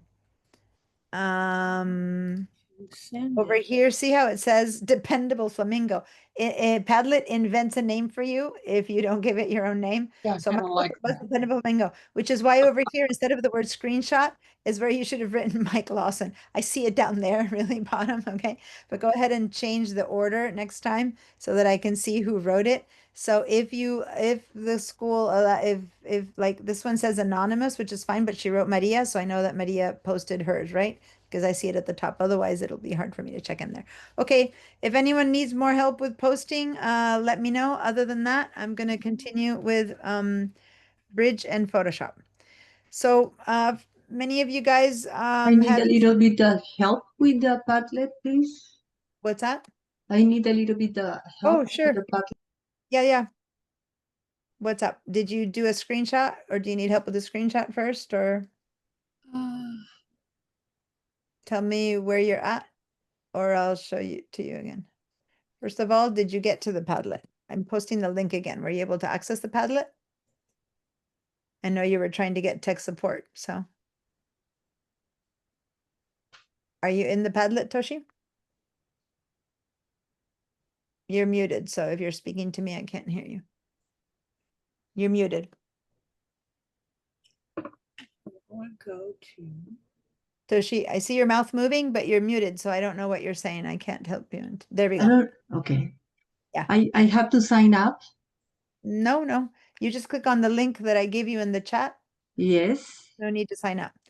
Nothing else I have to do? No, you need to do a screenshot and then you need to post it. So a screenshot, are you on a Mac or on a PC? In the PC. Okay, so then you can click on the Windows key, Shift and Okay. S. And when you do that, you're gonna get like everything is gonna go kind of gray and you're gonna have like a little your cursor will turn into a little bit of a I know how to do. it's a bit, you know what, since so different than on the PC, why don't you share your screen and I'll show I'm doing it on a Mac and it's hard to explain it to you. Go ahead and share your screen and I'll show you really quickly how to do it on a PC. There you go. So for those of you who are still wondering how to do this on a PC because I couldn't share it correctly, then go ahead and do the Windows key Shift S.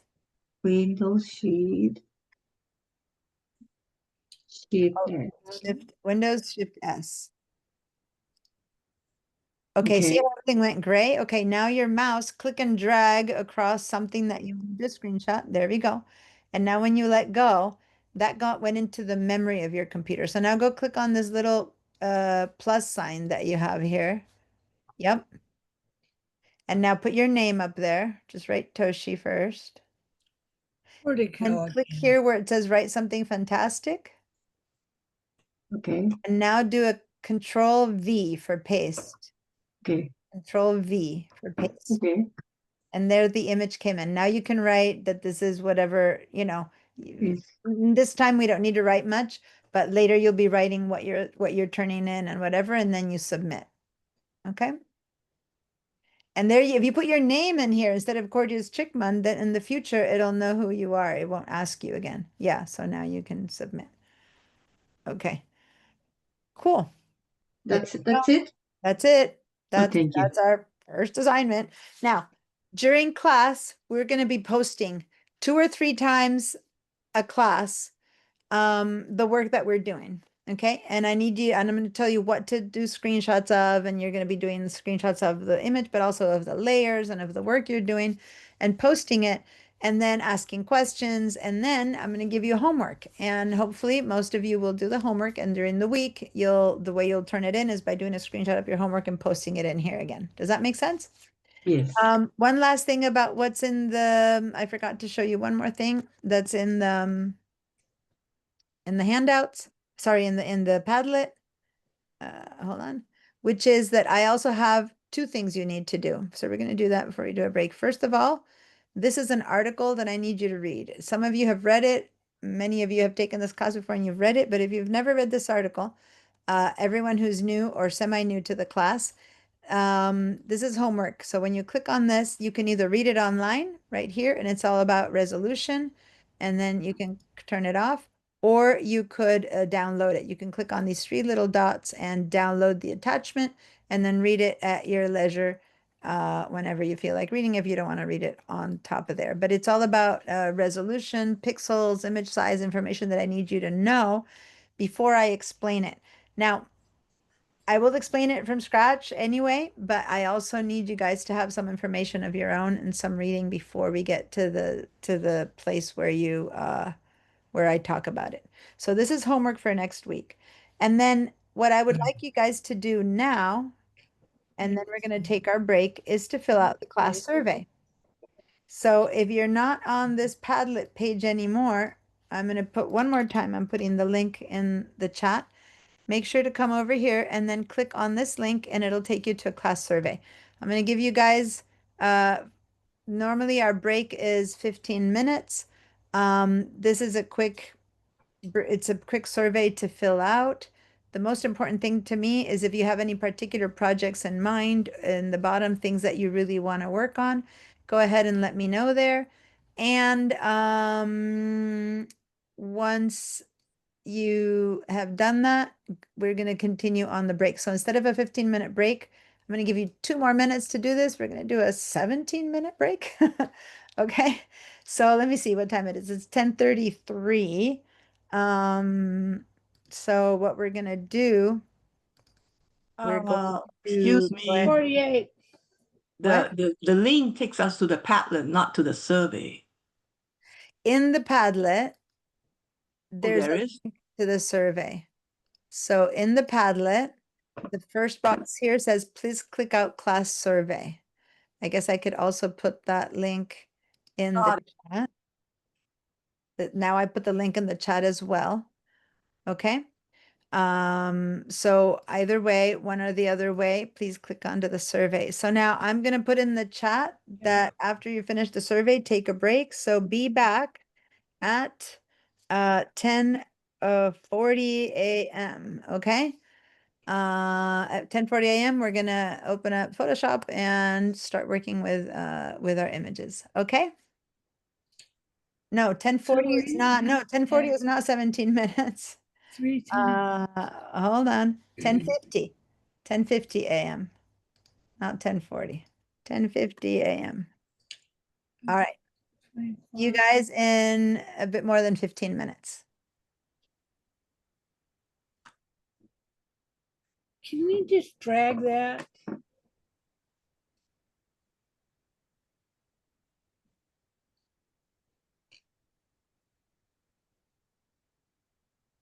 I'll hang in a couple more minutes and because you need Can help. you just drag that into a folder on your desktop? All these links, Like what? the links. I have all of these in the class files. It's just that the class files aren't available right now. But I don't know. Can you drag that? You mean grab it from here and Let's drag say, it? well, you've got open browser or copy link or quote. Yeah, link you can right there. download it. I don't know about dragging it, but you can download it. Look, if I click on this article here, right? I can read it on screen. But if you want to download it, see these 3 little dots that appear No, I on meant the link to get there. the link to get to the Padlet? Yeah, I was gonna put a Photoshop folder on my desktop and put the links in the folder. Well, that's what this file is. You can download this file, which you've had, other than the fact that right now you can't, but you can just download this entire, you can say file download, right? and turn it into a Word file or something, and then you're gonna have all the links available for you always. And then you can have that on your desktop. But you can't get to this right now because, and I'm gonna try one more time right now, see if I can share it with you guys. How about We if fixed it, but I it's still not, do a, see right now, what I normally do. take a It's photo? still saying that it's not supported, so I don't know what's happening down in the background, but this isn't shareable. I'm gonna see if I can, you know what, maybe I can add you guys one by one. I'm gonna go to Oh, the, that's too much work. Go take a break. maybe it allows me. Let me stop my share. That was not good that you guys could see. Diana, just a suggestion. I always use that notepad that's standard on the computers, a little place to take notes, cut and paste. Yeah, you can put it in your note. I use my notes all the time. Exactly. Let me just say that, let me see if that works. I think I was able to add you all. This might be the solution. You should all be getting an email now The notes on your computer? allowing you to access. Yeah, I have all of the class links on my notes, in fact. Yeah. Okay, I think I was able to individually share it to all of you guys. I'm going to go ahead, and when we get back from break, I'm going to walk you guys to this because it takes a little while once it gets shared before it actually links. So here I am saying we're going to be back at 10:50, but we're already using up break time to do this. So go ahead and Yeah, it's working. it's working now. Okay. Yes. So I'm going Thank you. to Oh, let me extend a little bit the break, even though we said that we would do it. I know, that's my break.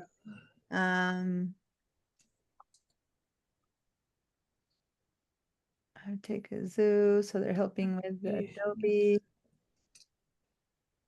really? Okay, so let's go ahead and do this. I'm assuming by now you've finished with the survey. It's 10:40 already, so let's be back at 10:55 a.m. And so let's all go on break, and when we come back, everyone's drive should be working. Okay? See you guys in a little. So there's notes. So I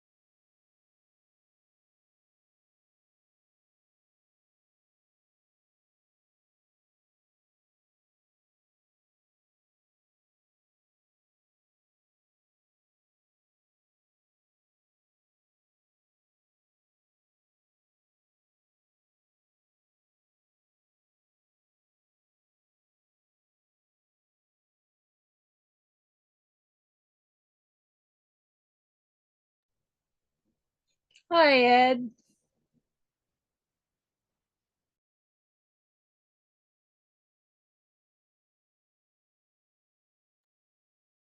Yes, Oh, I Barbara. was just saying hi. Hi, how are you? I recognized your face. I won't be here often. I just came so that she had enough students. Okay, So that's nice of you. I don't have anything going on. I'm retired. Pardon me? I said I don't have anything going on. I'm retired. So Oh, I'm retired, but I have a million things going on all the I'm time. I only have a project of calling something like 650,000 photos and putting them into a single album for my family. So that's what I'm Oh, doing. so you're categorizing them while you're doing that. No, I'm culling them more than anything else because I've got 100,000 sports pictures that they don't have any interest in at all. So, Oh, yeah. and then I have a PC with a couple thousand photographs on it that I don't know whether the hard drive died or whatever, but I've got to put it in my car and take it to Lompoc to a PC friend of mine, see if we can get all the photos moved on off to a external hard drive. can you put a thumb drive in and just copy them over? Well, the computer died. I don't know whether Oh, so the hard he's drive gonna, or yeah. something else. But he Well, can take the hard drive out and connect it to one of his computers and see if the hard drive still works. And then I'll take a clean external hard drive up there and plug it in. And hopefully I can get the photos. I have a million photos of my granddaughter who died. She passed away. She was just a little girl. that's not fun. No. So my daughter's got 3 boys now.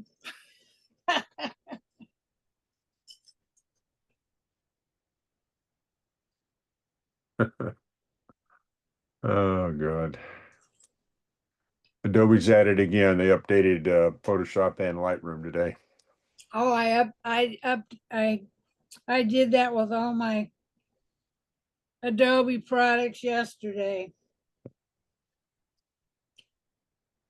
And I didn't go through the what's new. It doesn't look real exciting. They're not. It doesn't. The version notes are not saying that they added any features, so it's just bug fixes and performance improvements.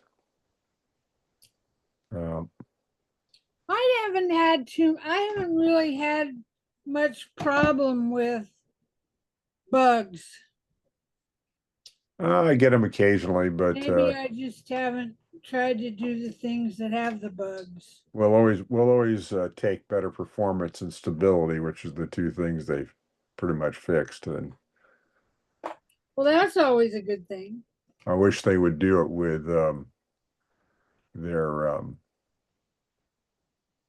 video app. Premiere gives me more problems than anything I've ever used. And Weren't you the one that uses another yeah, Photoshop and Lightroom are not my primary tools. I actually use Photoshop in about 5% of my images, but it's very specific things that Photoshop does that other products don't do. So that's why I have to kind of keep in touch with Photoshop, and then Lightroom I occasionally look at it. Well, you had to get proficient with a lot of software then. Say again? You've had to get proficient with a lot of different software. Well, the problem is that things change. I was on Apple I can't remember the Aperture for years, and I loved it. And that was a pro version product, and then Apple decided they weren't going to continue it. And so I switched over to Lightroom, and I had more problems with Lightroom's databases than you could shake a stick at. And when they went to a SaaS program and we're going to charge you monthly, I said bye-bye and went to On1, which is a perpetual license. So I buy it, I can buy the 2025 version. If I don't want the 2026 version, I just don't buy it. And I still continue to work, which is not the case with SaaS pricing. And so, but then I have gradually gone back and gotten features out of Photoshop that I needed to do. And then these classes are good. I learn a lot from them and stuff. And, I take one from her probably, every other year. And I take one from Bruce every other year, and it works out well. Get both sides, because Diana's got a graphics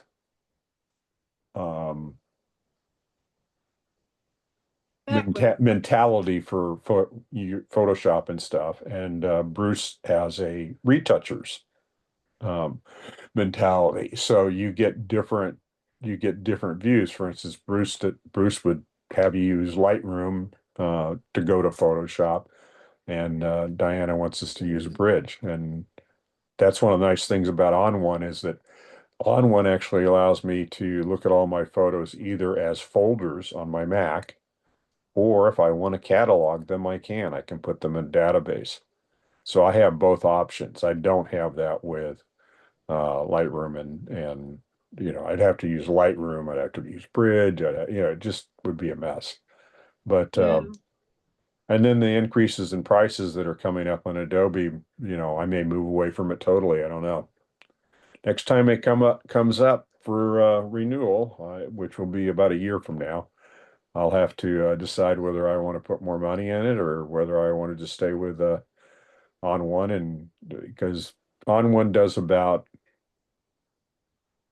90% of what Lightroom and Photoshop both do.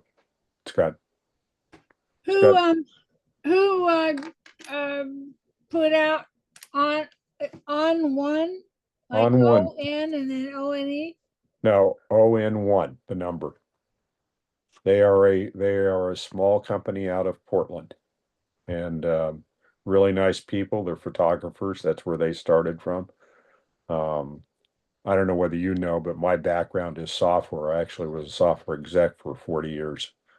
And so I look at small companies, and sometimes they have problems succeeding, but these guys have done some nice things. And it's not the only products. No, I know a number of other products because there's different things that I do. I use some Topaz products. I use Affinity Photo occasionally, anything for if I'm doing stacking images, if I'm doing astrophotography or focus stacking or any of those things, I use Affinity because it's actually better than any of the other products that I have, including Photoshop and Lightroom. What do you use Infinity for again? I'm sorry. Stacking. So if I've got do you know what focus stacking is? No. So when you are shooting a picture that has very shallow depth because you are using the lens wide open, it's like flowers. So if I'm using flowers and I'm taking a picture of the flowers and I'm shooting wide open, I might only have a fraction of the flower in focus. But what I can do is what's called focus stacking. Is what I do is I take a picture that is in focus at the front of the flower, and the next step and the next step and the next step. You stack all those, and then you have to put them together into an image. And I didn't know that was what it was called. I've done that and put not a bunch, but like 2 photos together. Well, that's usually considered to be, that's if you're doing 2, it's just blending. But so I'm a landscape photographer, so a lot of times I use focus stacking or HDR, which is high definition resolution, which is what you're talking about. And then I'm using an app called Photo Pills that tells me where the the hyperfocal point is, which is the nearest point to my camera that is in focus. And then I start my focal thing from there. With landscapes, you don't get a lot of images because you get very quickly into affinity on your lens. And but it makes for me being able to make sharp pictures all the way through, and it's a little more work. Oddly enough, you can use your phone and do it by pushing a button.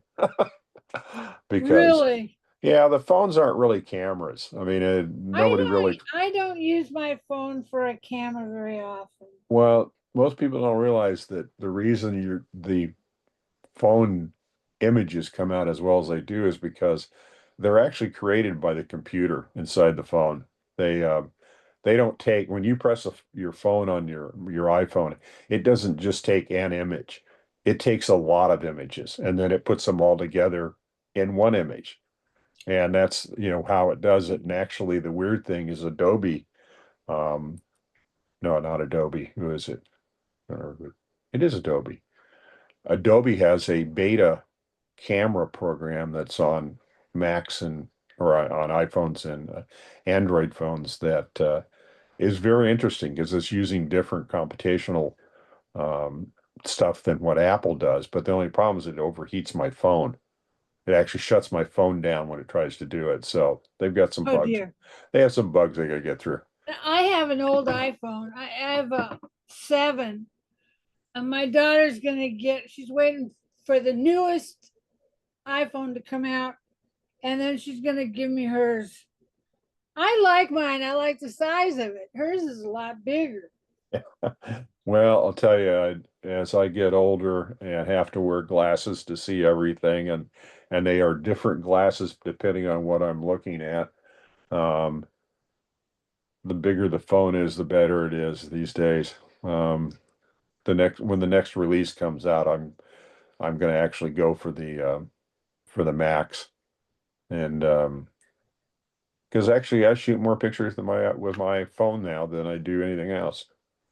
If I go out to Goleta Beach and I want to shoot a sunset and I want to do a long exposure and I'm going to take my camera. Well, I'm going to take my camera, my tripod, my remote trigger.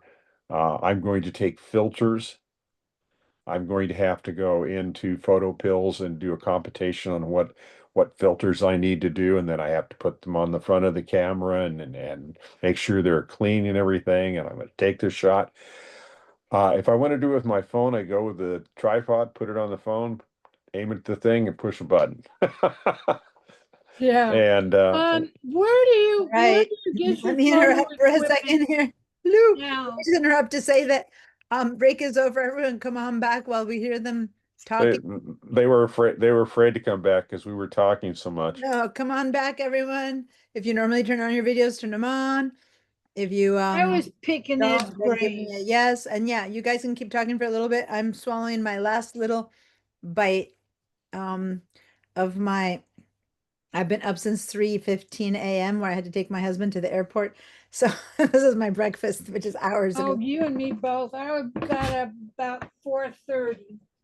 I just woke up and stayed up. Huh. Okay. Right. All right. I just had to clear my mouth. Ready. I was looking at what you guys wrote in the responses to the survey. The thing about the survey, it's anonymous. Well, it's not necessarily anonymous, but it is. Like I would have to really go and put it all together to figure out who wrote what. So just mentioning somebody says that they wanted to know more of the Mac classes. So if you have questions about the Mac classes, basically the first one starts next Wednesday. Next Wednesday. Send me a quick little email, shoot me a quick little email, and then I'll respond to you with the info about all the Mac classes, okay? There you go. And then the rest, there's some question about printing work that's been scanned, and then when you print it, it doesn't look the same. Anyway, so that one is a pretty complicated answer. Who talked about printing their artwork and that when they print it, it doesn't look the same? Okay. It's possible that that answer was from an earlier- Whoever it was, I had the same problem. Yeah. Well, hold on. So I'll go back and check in on the answers a bit later, but I was just trying to answer to that one because that tends to be an issue. Oh, hello, someone's coming in. Oh, Gerard.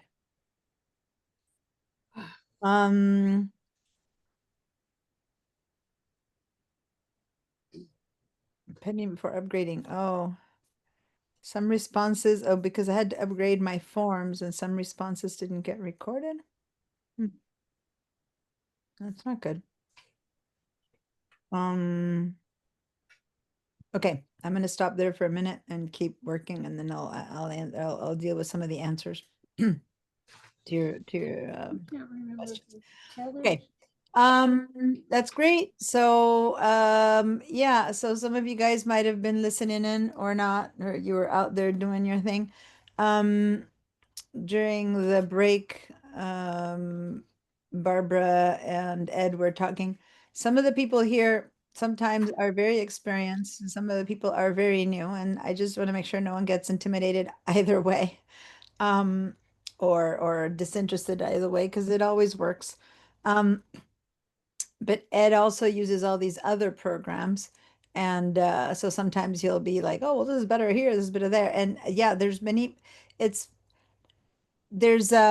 for eons, the only program available was Photoshop. Then Lightroom came along and took over some of the things. It's different. Like Photoshop is strictly for photographers, and Ed is strictly a photographer.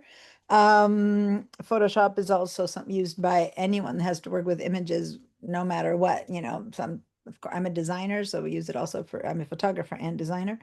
But it's also, used to do web pages and advertising, and you can animate things and video and so much more.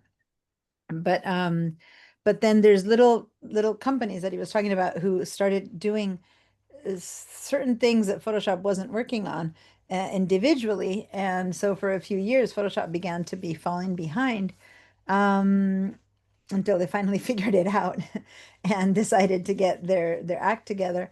And so now a lot of that stuff that other different companies began to incorporate, Adobe is incorporating in their programs. So they've caught up again. That doesn't mean that there still isn't a lot of little companies that develop something new that Photoshop doesn't have, or that they just focus on different aspects of things that Photoshop's never going to deal with. And so once you're totally comfortable with one program, it's a great time to start exploring other options right out there and supporting other companies. But for better or for worse, still the universal programs used are the Adobe programs out there in the professional world. When it comes to strictly photography, or in this case, even more punctual landscape photography, of course, Ed has a lot of information about things like that. So feel free to ask. We tend to have another photographer here also who's a professional photographer who is good for asking questions about photography itself. But in his case, he was more of an old timer photography in the sense that he's really good at the photography, but is still working out the whole digital part of it. And so anyway, there's just lots of experience here. So if you have questions that I don't know how to answer, please make sure to ask them in the chat or ask them out loud, and someone will know the answer, hopefully. Hey, Diane. It tends to go and search things that I don't know how to answer. He'll do a search. I'll be like, and go ahead and Google that to search while we're talking. So yeah. So just to be clear, if I was starting today, I would be using Adobe only. It's that simple. It's not only that they caught up, Yeah. they've leapfrogged the industry for the most part. Oh, yeah. Most of it, to be honest, is on AI. Yeah. That's where where they're getting ahead. Generally their features do better than the other products. Mhm. But I'm an old software guy, and competitive software programs leapfrog each other. So Yeah. when a new version comes out, now the difference is that Adobe's putting out a new version feels like every week. They just put out one today. And Yeah. you know, you have to you want to keep up with this stuff if it helps you. But yeah, I you know, if I was doing it today, I would do everything within Photoshop and Lightroom.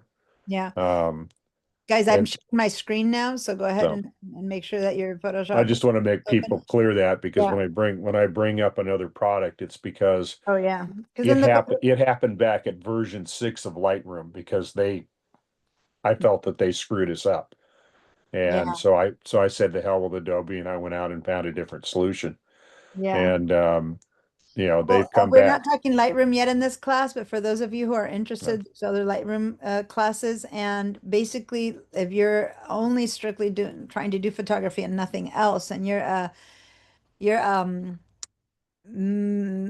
photographer who shoots mazillions of images, let's say, like you're a wedding photographer where you go in one job and you shoot, 2,000 photos of a wedding or something like that.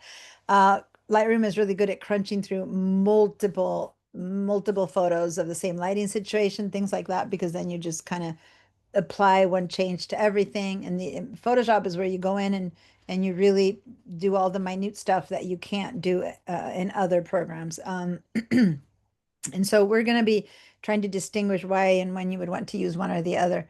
But yeah, I encourage people to, to explore outside of this. But it is true that ever since Photoshop and Adobe figured out they were being left behind, they have the resources to suddenly, yeah, now it's all here. It's all here. So anyway, so what's Bridge? I know that some of you, at least Shamuel right now doesn't have Bridge open, and there's a way around it. Of course, you'll be able to follow the class without Bridge. By the way, those of you who don't turn your videos on, I need to make sure you're here. Give me a yes if you are here, so that I know that you are, listening and available. And those of you who turn on your videos, then I can see you, so that's great. Okay, thanks. So what we're gonna do now is figure out what Bridge is for. And I'm only using it in a minor way in this class, just so you know, there's so much more. I always say there's so much more that Bridge can do, but then I don't necessarily have a chance to teach you what all that so much more is, which is really frustrating. I am creating some new classes, and I am going to add some Bridge classes to give you more information about that. But right now, what Bridge is going to do is mainly going to be about basically finding our photos. So what I mean by finding our photos is that we're going to, hold on, because my computer seems to have lost there we go. I was not able to find my Padlet, and then I found it. Okay. So if you're on a Mac or on a PC in this class, there's people on both sides of the spectrum, so to say. And Mac people use the Finder to find their images. Windows people use the Internet Explorer to find their images. And both of them are similar enough and different enough, and they have certain limitations. And so the way we use Bridge in this class is kind of like that, like a Finder for the Mac, or like the Internet Explorer, not Internet Explorer, the File Explorer, sorry, on the PC side, which is basically how to find our files and open them up, really.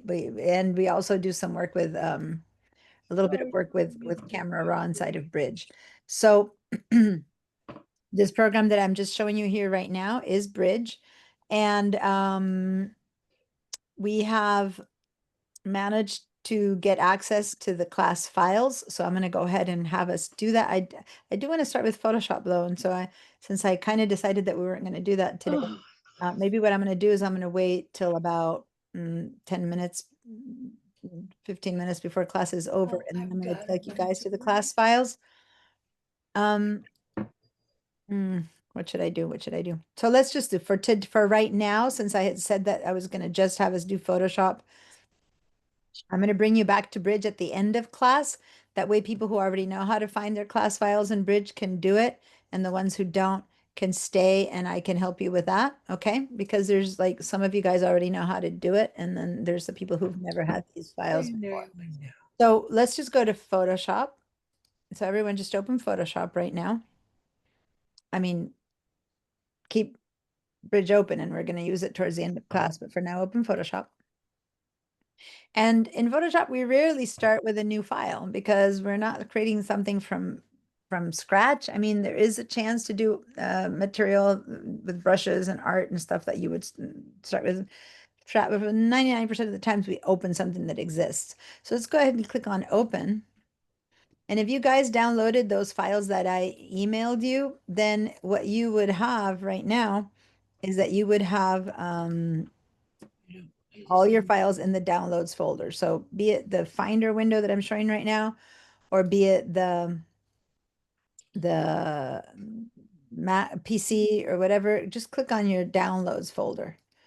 And in the downloads folder, hopefully if you don't have too much stuff, I seem like I have a lot of stuff in here. I don't think I got that. Then you could hopefully find, oh, I didn't download them myself.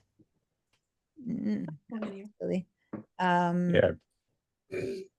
Because I sent them, so I didn't download them. So let me actually download the files from my same email. Oh, that's 2024. I said download earlier today. I said, please download these files. What time did I send that? Oh my goodness. Come on. I guess I didn't send it to myself either, but I sent it to you guys. So let me go to the send. Please download these files. Okay. Okay, I didn't get that far. Here we go. So let me just download them. So it was this one. And there it is. And it opened in Photoshop because it's a PSD file, but I'm going to download the other one. Okay. So this one will open outside. Okay. So now in Photoshop, I'm going to go ahead and close that again. Let's go to open and let's head over to your downloads folder. And you should see a file called Chameleon Layers and another one called Colors, which are the two that I sent you today. Okay. So let's go ahead and open up Chameleon Layers and then just find it and then say open. And the same with the colors. So let's open both of them. Open colors. And now we're going to start figuring out what our computers look like in comparison to others and what the different things that are available and yada, yada. But right now, let's just open up these two files and give me a yes once you have them open.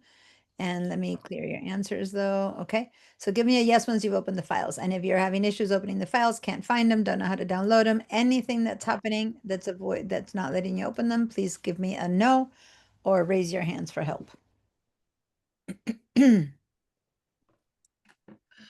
Now your Photoshop might look exactly like mine. It might look different than mine right now. It doesn't matter. Just go for it and open it and then we'll start talking. Does that keep my share to be just Photoshop? Okay, so Mary Ellen, how can I help you? Yeah. I've got the Chameleon open in Photoshop, but the colors is open but not in Photoshop. Yeah, so go ahead and say file open from Photoshop and then go open it from the downloads folder because it probably opened in preview or something else. See, the difference is that JPEGs, this is another of the beauties of Bridge. The Chameleon Photoshop is a PSD, Photoshop document. It can only open inside of Photoshop. So it automatically went and opened in Photoshop. But the other one is a JPEG, and JPEGs are these universal files that can be opened. Do you want to share your screen, Mary Ellen? Do you need a hand? Yeah. Share your screen. And so any program can open a JPEG. And so normally if you're on a Mac, the preview program will open it. If you're on a PC, I don't know anymore right now what would open it. Windows Viewer or something like that it's called. So Bridge, had we opened these files to Bridge, it would automatically open it. Okay, go ahead and say, zoom that out. Okay, so go ahead and close, click on this thing and close it. Click on the top of JPEG here and go ahead and close that because we Close it. yeah, it's not harming. Okay, go to Photoshop now. Go to Photoshop and say File Open. Oh, because you're not okay. It's not letting you because you're in the middle of a process here. Hold on. Stop. Leave that. Leave that for a minute. Okay. So it looks like you put this on top of the other one. And so you're having some issues here. Go ahead and say cancel down here. You're in the middle of a process, and so your computer's not going to let you do anything until you're done with that. Okay, good. Now say File Open. Yeah. And now go to your downloads.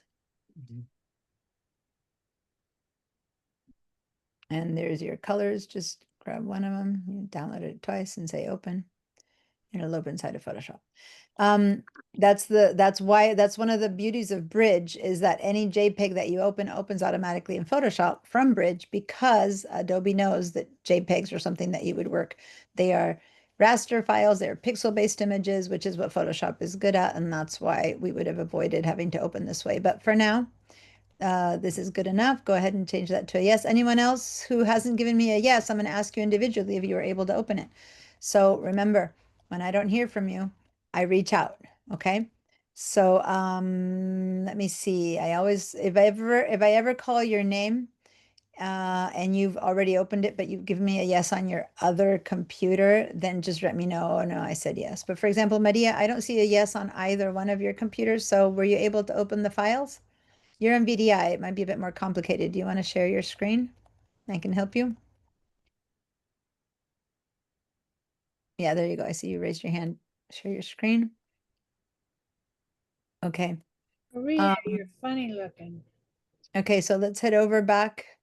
I think in your Firefox down here is where you had your VDI.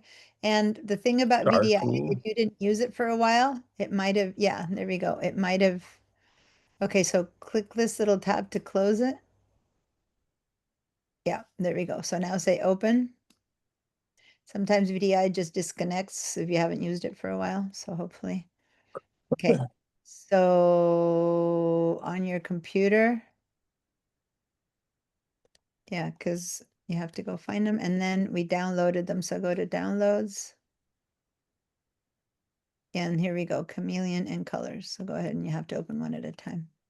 Click on one, say open. Yep, down here. Cool, and then now go back up here to File Open.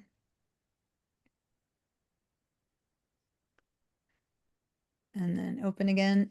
And this time you'll be in that folder, so it'll be easy. Now you can open Chameleon layers. And there we go. And you can either say click on open or you can just double click. Okay, perfect. All right, anyone else? This message is for Edward. This is Lisa from Dr. Hauser. Anyone else who needs help opening?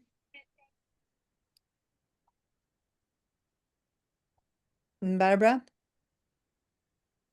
You're muted. Thank you. I went through this in the last class. I want to show adjustments and properties, and I'm going to help everyone. Right now, all I'm asking is whether people are found the files and were able to open them. I'm going to get into the window, into the workspace in a second here. So Toshi, any solution yet with VDI, or are you still just watching?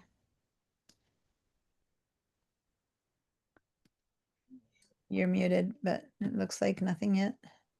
No, they already called me 3 times. We already tried, but looked like they asked me to sign in into Windows 11 in the VDI, but even we tried to get a VDI through Windows 11, it's not going through. When they asked me for my email, I introduced, but it's not working. Well, the good news is that you should be getting, since you purchased it, you should be getting your own, because I have no idea either what could be happening. I've never had anyone Yeah. who just wouldn't be able to sign in. So, if they're helping you, and did you try to connect with the FCCC where you purchased it yet to see if they send you the link for installing it? I already sent the email to them and they told me to wait. Yeah. But they already sent the email to them and they already answered me. That is a good Okay. thing, at least. All right. Good. Well, then just keep watching for a little bit. Thanks Yes. for I all have the work another you're doing option. behind the scenes to try this out. Okay, I'm going to clean your answers. And now, now that we have Photoshop open, first of all, we opened two files at the same time. So here you should be able to see each one separately. And notice that one is called chameleonlayers.psd. It stands for Photoshop document. So what's up with this one is that it has layers and it's already layered. And if you look over here on the far right side and the bottom, you'll see that there are two layers to this file, and one is called background and one is called layer 3. These we're going to talk about in a minute, but then when you go to colors, this one is a JPEG, and a JPEG is a file that came straight out of the camera. So this is how, or it's the end product of a lot of processing. Either way, it has no layers, and it can't have layers. You cannot have a JPEG that has layers.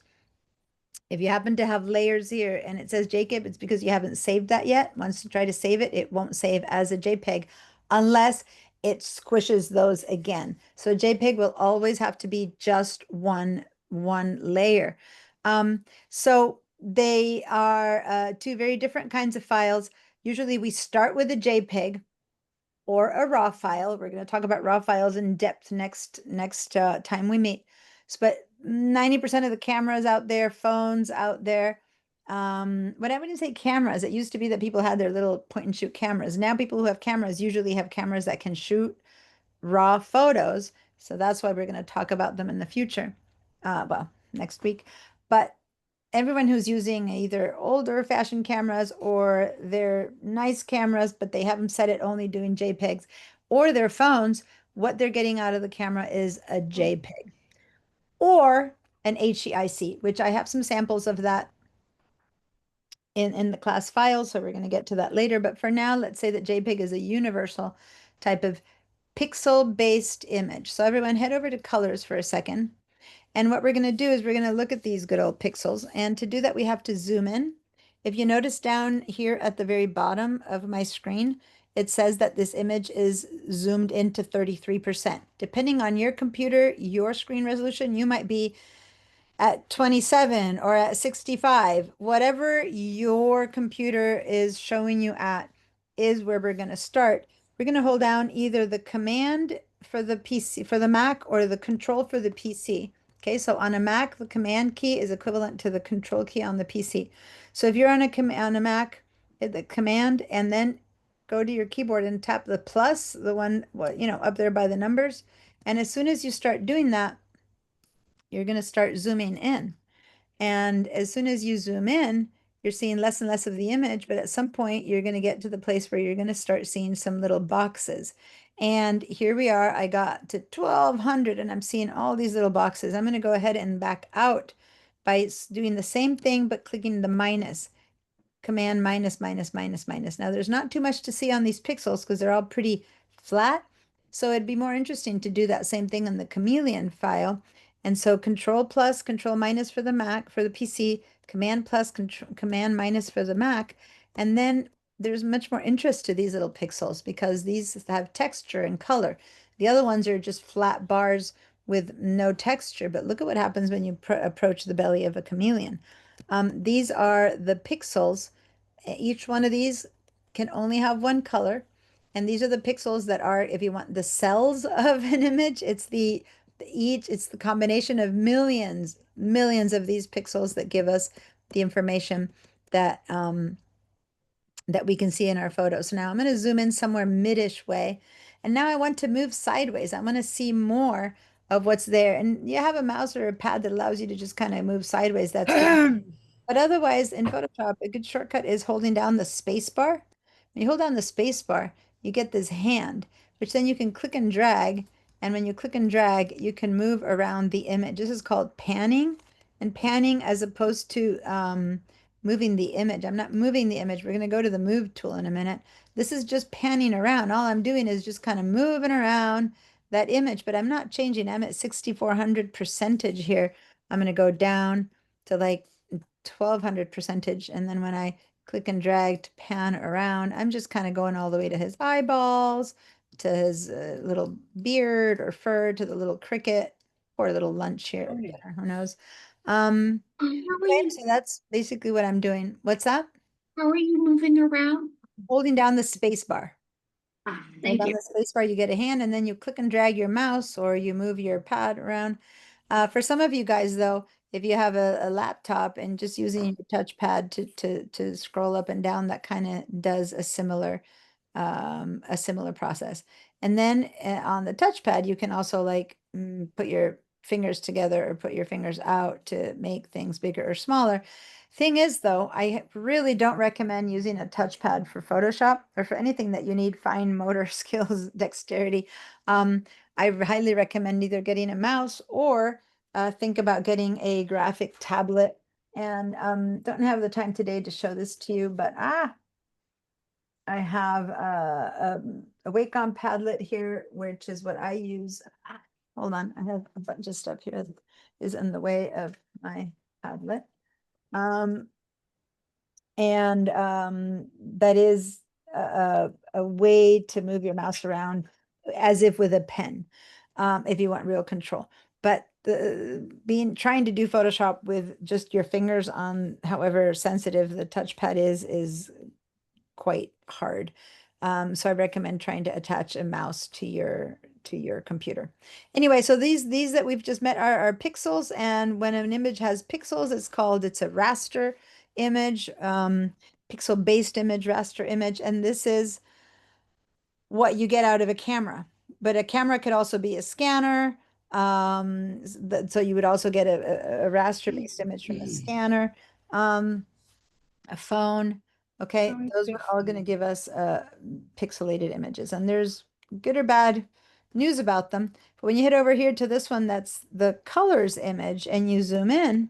Remember, I had landed there and I could barely see any pixel difference because I want this flat colors. Well, look what happens when I zoom over to the place where they transition.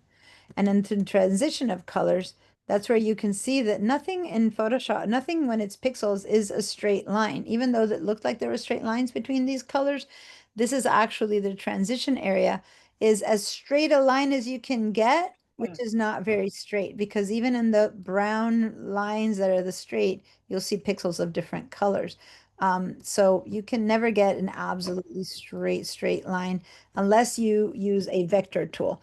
And yes, vector tools are image is like if anyone knows about the Illustrator program, Illustrator is where you create images with vector tools, which is basically the computer mathematical equations, perfect straight lines.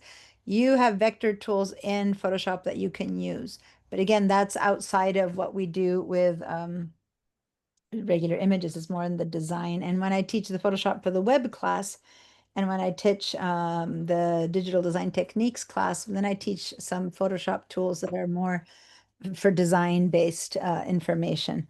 I'm working on a couple different versions of Photoshop that I'll be teaching in the future that will be able to show you more of that. But for now, just know that this, even though it looks like a straight line, it's really not. When you approach, you can tell, okay? There you can see that it's just a bunch of little squares. Now imagine when you're trying to have this image be any straight line trying to be not straight, then it's just a bunch of little squares doing like that, right? So you can't get absolute pure sharpness in an image. You can only get the nearest you can to a semblance of sharpness when you have a straight line. All right. It's these pixels, and the information about these pixels are that I want you to know more about when I've asked you to go to the handout and read about pixels and image size and resolution. So that's what I want you to know more about before we spend any more time on that subject. Now, in Photoshop, we have tools on the right side and on the left side. And we're going to go ahead and they're very flexible. There's so many things Photoshop can do that Photoshop is constantly, it's like walking into a very well stocked studio. I'm thinking of like the Maker's Studio where they do a bit of everything. You know, there's like some people who do printing, ceramics, jewelry, oil painting, pastel painting. Like you have so many tools. Photoshop has so many tools that you have to show different things at different times. You open one cupboard. Oh, there's the painting tools. And so that little cupboard that I'm talking about is way up here in the far right of my, oh, I need to get the pencil. On the far right of my computer, there's this little rectangle. And when you click on that rectangle, you get all these different choices. Hold on, because I need to now get rid. These annotation tools are good, but they're also a bit of a mess in Photoshop. I need to clear them. Okay, so when I click on that, I could either have essentials or motion or painting geography. Oh, where's my core tools? I upgraded my Photoshop in my other computer, and it looks like I didn't upgrade it on this one. There's another one called core tools that isn't appearing right now for me. But look what happens when I switch from essentials to motion. See how all my workspace seems to have changed. Motion, yes, I can do videos in Photoshop. Look what happens when I decide that I'm going to be doing painting. So now I get a lot of tools for painting. When I'm going to be doing photography, a lot of tools for photography, et cetera, et cetera. Graphic and web, we can make web pages, we can work on graphics, or we have the essentials tools. Now, if you are in the core tools, which for some reason I'm not showing here, it's too small of a set of photos for this class. So I'm going to have either essentials is a good one or photography. Let's go ahead and head over to photography since this is the Photoshop class. And then my photography is still probably looking different than yours. So whenever you change workspace, the next thing you should do is you should go back and you should go down to reset, and it'll be resetting whatever you're in. So in this case, it says reset photography. I'm going to click on reset photography. And now my Photoshop should be looking a bit more similar to yours. Now, that doesn't mean that everything I have here is identical to yours, but it should be a bit more. It looks like I'm missing some stuff here. It's so weird. Okay. Anyway, now some of these things can still be changed because we can move our mouse over things and make them bigger or smaller. You can move them here to the left and right and make them bigger or smaller. So what I'm doing is with my mouse, I'm waiting until it gets double-headed arrows. I put them over here, and then I can, wherever I'm clicking over with double-headed arrows, clicks and drags and becomes bigger or smaller or taller or shorter. Okay, so there's a lot of flexibility. And what I want us is to see a lot of layer space. So I'm going to bring, if your layers are way down there, I'm going to just drag them up a little bit more and bring them up higher so that I can see more of the layers. If you really, no matter what you do, you don't have enough space, then you can just double click on the word adjustments and it'll close down the adjustments a little bit. I think, Barbara, you were wanting to open your adjustments, and then you would just click on the word adjustments again, and then they open. So you double click on a word, it collapses. You click on it one time and it opens, and then you have more of that. Let's double click and collapse adjustments and have a lot of layer space. There's other things that we might want to use or not use. We're going to keep adapting as we go along and we need things. But if you've been able to move your files around, your palettes, these are all different kinds of palettes and toolbars. If you've been able to move them around, then go ahead and give me a yes. If you have questions about that, this is a good time to ask about, you know, all of these workspaces that we just worked on, moving things around, seeing things very differently than mine. If you're seeing things differently in mine, definitely let me know. Let me clear your answers. Give me a yes if all is good and you've been able to do everything. And if you still have questions, then raise your hand. Well, raise your hands or give me a no if something didn't work.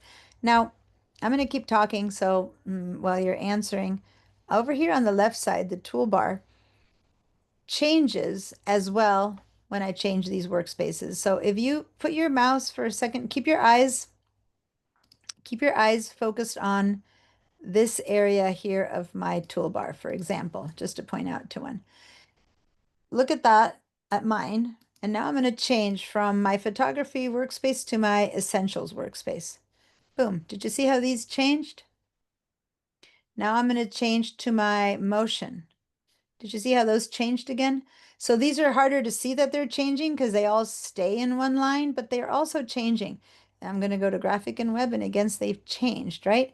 So what's happening is that depending on what you're trying to do, not only does the big stuff change over here on this side, but this is changing as well. So if you're ever looking for a tool and you can't find it and you know it was there because you were using it before, well, then you might have changed your workspace, in which case you need to be careful with that and figure out which workspace you were working in. Now, can we still add tools that we need or take away palettes? Of course. Say that I want to write something in here and I don't have my toolbars for writing.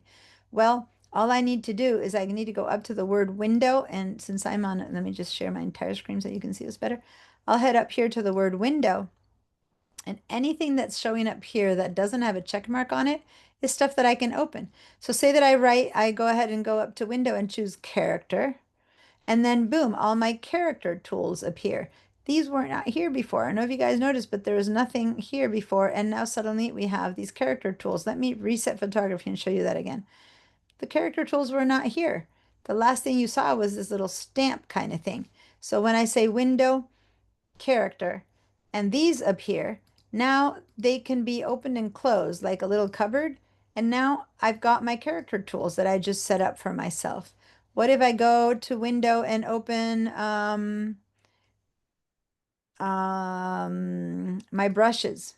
Boom, now I've added all my brushes here, which again, I can open and close at will, but my tools are now more handy than having to do them. Now, sometimes the tools, you want them, but you don't want them set in a bar. So maybe you want, I don't know, my notes tab. And maybe I want this to be out here, floating around. And can I do that? Yeah, tabs, palettes can be floating around, and I move them until I have them where I need them. Many times they come with 2 or 3 tabs. And then when I don't want them anymore, I can just click on this little X and close them. They're always available up here again to open them. So there's a lot of flexibility in what you get and what you don't get and how you get it. What we're going to do right now is head back. Oh, and one last thing. Most importantly, depending on the resolution of your screen, you might be seeing all your tools or you might not be seeing all your tools because you might have run out of space. So notice that my toolbar here is getting to the very end, which after these 2 black and white ones, there's like 3 more things.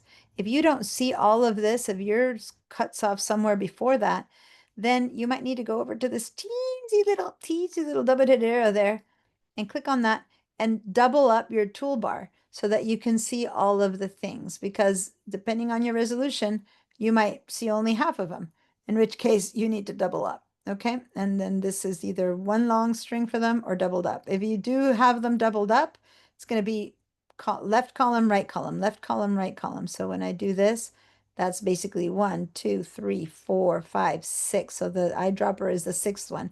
1, 2, 3, 4, 5, 6. It's over there. Okay, so that's kind of how they assemble themselves, so that this like tools are still next to each other. I'm going to have mine straight out, but you can have it whichever way works best for you. All right.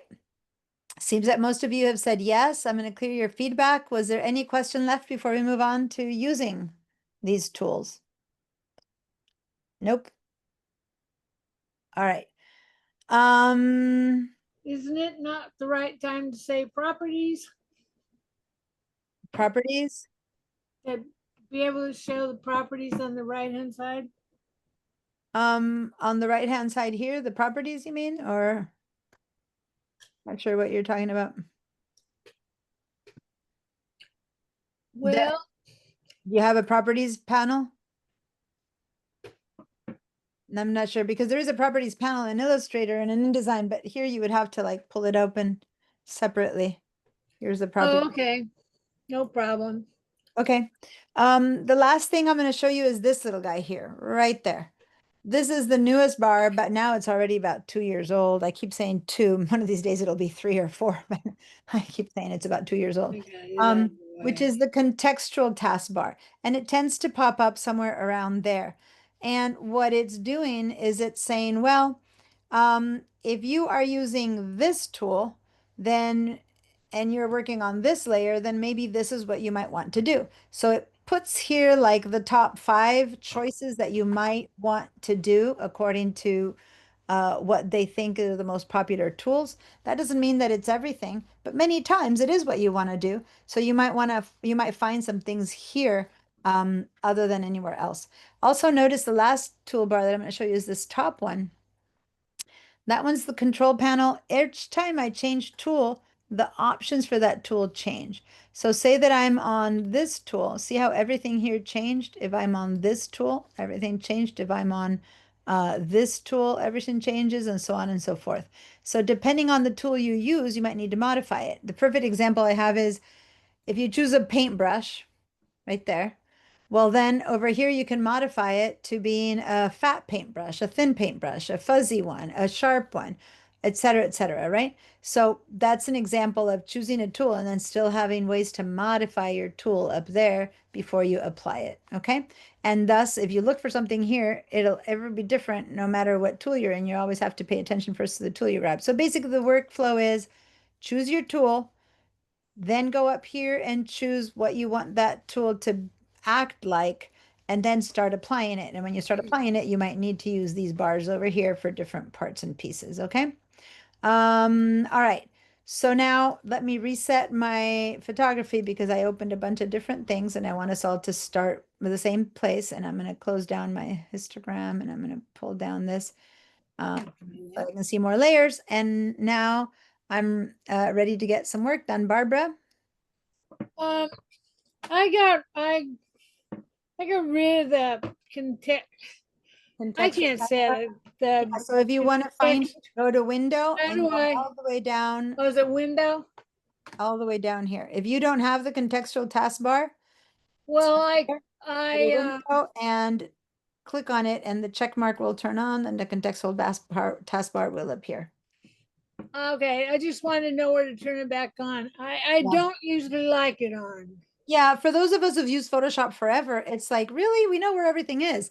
But for people who are new to this, it's actually really comfortable to have that stuff handy. That said, there are some tools that are appearing only on the taskbar now. So at the contextual taskbar. So you really do need to have it turned on as of, when it appeared, it was just repeating where we got stuff from, but now there's stuff in here that you grab from there, like the generative tools and stuff like that. So you might want to just always have it turned on. In window. Okay. So here we have one file only, one layer. And as you look over here in the background, that layer is locked. It says background and it's locked, and that's how JPEGs come. So if we click on the topmost tool, let me actually close down now my choices so that I'm down to just this. When I need to show the top window, I show everything, but now this is a bit tighter. Makes it easier for people who have smaller computers resolutions. Okay, so my top tool is my move tool. And if I hover over it for a little bit, I get this little kind of tooltip that used to just say that it was a move tool. Now this tooltip has expanded to be a whole video. And most importantly, it's called the move tool. But then also it has a little V next to it. That V is important. There's some of these that we just want to learn. And V for move, it's kind of a weird one. Most of the rest are easier than the move tool to remember. But the move tool is to move a selection or a layer. So if we have a layer here and I want to move it, let me try that. I'm going to click and drag to move something. And now it says, whoops, the currently selected layer is a background layer that you cannot move. So I'm going to cancel that. And what's the problem is that this is locked. So I'm going to just click on this little lock, boom, to turn it off. And now instead of background layer, it's called layer 0. So that simple movement of what we did has turned this image into a layered file. If I try to save it right now, it would have to flatten it back into a background layer. But now that it's floating, that's what being a layer does. It lets it float. Now with my move tool, I can click and drag and I can move this around. I have disconnected it from its sticking place, so to say. And now this is a floating layer. So what's this stuff that we have here? That's what Adobe represents: emptiness, nothing, transparency. So it's this little grid pattern. Some of your computers might show it bigger or smaller, but this little basically gray and white checkered background is nothing in all of the Adobe programs. So notice that when I want to put it back in place, I get all these like lines and pink things popping in, and it kind of goes snap. And it literally, when I say snap, it's because it kind of feels like it's snapped into place. It's a feature called snap that allows it to, once it's getting near where it should go, boom, boom, it's snapped into place. And those pink lines are smart guides that are helping you make sure that you put them into place. So now I'm back to the beginning where I have my layer in place. Now we still have only one layer, but at least it's loose, so to say, from its moorings. Now let's go to Chameleon. This is already a layered file, yet when I look over here, I already have an extra layer, but I still have a background that's locked. So if I try to move this layer, and for 90% of you guys, watch the move tool, not 90% of you guys, if you've never taken my class before, for sure, then this thing says auto select check, because that's the default setting for this image. It shows up as select auto select. If you do that, you probably, if this is the first time you've opened Photoshop, you might also have show transform controls turned on. If so, then you're seeing a box around this ball. I recommend highly, first of all, turning off the show transform controls. We'll see when we need them. So that one, I highly recommend turning it off immediately. And then the auto select, it depends. I don't have it on. You might want it on. I'm going to show you the difference. Basically, it's easier to use this with this on. So you would say, well, why don't we keep it on if it's easier? Because it's also more restricted. As you move forward and you advance, then you're going to want it off. So I recommend, since you're in class, I recommend that you learn to use it off. But for now, let me show you the difference. Auto select on means that if I click on something, I select that layer. So if you look over here, I have two layers, right? When I click on this ball and I move it, this layer is a lighter tone of gray. You see that? It's my selected layer, and I can move it. Now I want to auto select my chameleon. I want to select my chameleon layer and move it, and it's not moving. And the problem is that it's locked. Okay, so I'm not getting the message that it can't move because it's already a layered file, but it still needs to be unlocked. And once I unlock it, now I can click on the chameleon and move the chameleon around. I can click on the ball and move the ball around. Click on the chameleon, move the chameleon around. All looks good and easy, right? That's what's happening if you have the auto select turned on. Watch what happens here. I click on the chameleon, see how the chameleon layer got lighter. I click on the ball. The layer 3 ball layer got lighter. So that's the difference. See how this is changing based on where I click? Is that working for you? Give me a yes. Now, there's so many reasons why this is not the best way to use it that I'm going to show you just one of them right now. But before we go much further, let's test this with the auto select off. So go and turn the auto select off. Okay, we're unchecking that auto select. Remember to stop me if there's any questions there. Uncheck the auto select. And then now, if my layer 3, which is my lighter color one, if I click on it, I can move it fine. But then when I go click on the chameleon, I'm clicking on the chameleon and the chameleon isn't moving. It's the ball that's moving. What's wrong?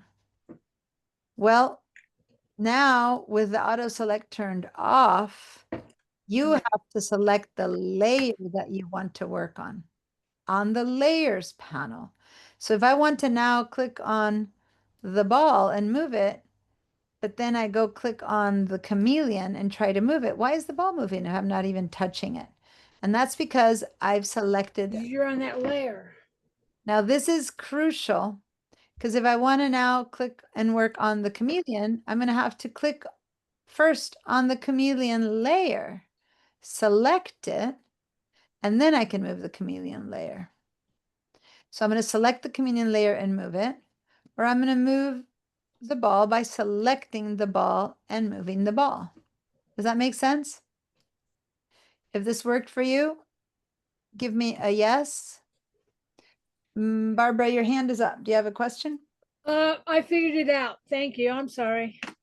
It's fine. I didn't put my hand back down. I'll turn it down. All right. So how are we doing? Especially people who are new to this, Maria, Shamuel, I can't help ask Toshi, but Shamuel and Maria, how are you guys doing? Maria, is it working for you? Yeah? Yes, teacher. Okay. All right. Now here's the thing. Right now it seems like it's harder work. Why bother when it was so easy with the other one? But you'll see as we get into masking and there's so much stuff that you can't do anything in Photoshop without first selecting the right layer. So why get accustomed to the easy way and then have to unlearn it? I just want you from the beginning to know that if you work on the ball, you select the ball layer. If you want to work on the chameleon, you just select the chameleon layer, which is what you're forced to do without having the auto select on. And that's going to help you 100% with everything else that we do in Photoshop. So unless you're horribly accustomed to that one and love it and don't want to change, then I highly recommend that you turn this off right now during class and try to adapt to doing this because it'll just life much easier as we move forward into more advanced things to remember to always choose your layer before you do anything. That's why you want to have your layers be pretty prominent and always available, easily, handily available. Okay, so now let me show you another interesting thing about layers, which is that you can alter the order of these layers. So I'm going to grab layer 3, which I'm going to stop calling layer 3, and I'm going to double click on it, and I'm going to write the word ball. And then I'm going to click away or hit the enter key. And then I'm going to double click on the chameleon. And then I'm going to hit either return enter or click away. And now finally, it's not layer 3 or 0 or whatever. It's actually ball and chameleon. Again, it might seem so obvious right now because you see that little icon there, but many times one little smooch and another little smooch are so tiny they all look the same. And the only way to distinguish them is by having them labeled, right? Between a little fly or a little mosquito. You wouldn't see them from afar, right? Anyway, there's so many other reasons to layer them, but just showing you how to label them. All right, so now I'm going to grab the ball layer and I'm going to just drag it down until there's a blue line under the chameleon, and I'm going to let go. And I'm hiding the ball behind the chameleon. So if I wanted to move the ball around now, I wouldn't be able to with the auto select, but now with my version where I select the ball, if I know that it's over here, I can grab, because I'm selecting the ball layer, and drag it, and I can see over here that I've moved the ball around. You see that? Because it's all about the layer. And so yes, I can move the ball around even if I can't see it. You can see it here in this tiny little thumbnail. Okay. If you've been able to go ahead and select the cricket. If you've been able to move the ball around, even though it's hiding, and you've been able to alter the order of the layers, and if it's all working well, give me a yes. If something isn't working, is there any hesitation, give me a no. And now we'll move forward.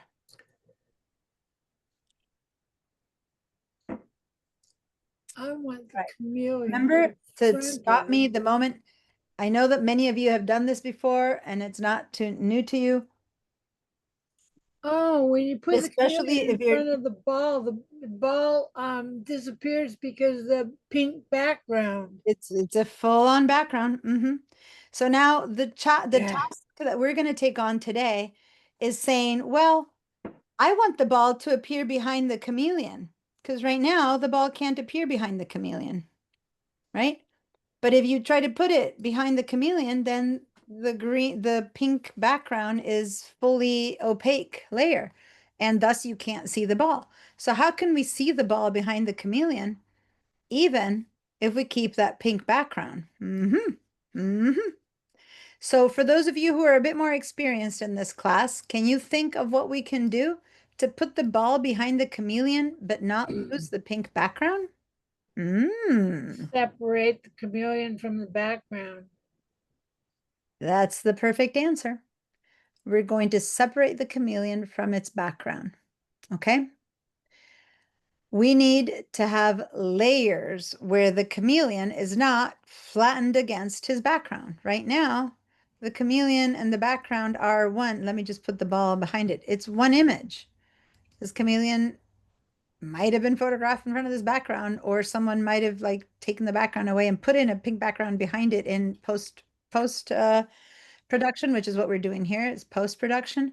But it's possible that it was actually photographed against a pink background. I don't know because I didn't take the picture. But I do know that if I want to at all have the ball in between them too, then that has to be two different layers. Okay, so that's called compositing. We're going to begin to do a little bit of compositing to understand a bit more how these things work. But one more thing I want to do first, let's go ahead and find out about these eyeballs. These eyeballs here allow me to see that layer. Like if I touch this little eyeball here, boom, I don't see that layer anymore. If I touch this one off, I don't see that layer either. I'm just seeing transparency. I can still move them up and down. They still, the info is still in it, but it isn't until I turn the eyeball on or off that I see it. Now, suppose that I were to say, oh, I'm going to print this image, only the ball is going to print. Like the only thing that'll print is whatever is visible, right? In this case, all of this will print as one image, but these are not flattened. Now, when I mean flattened, this ball can still move anywhere.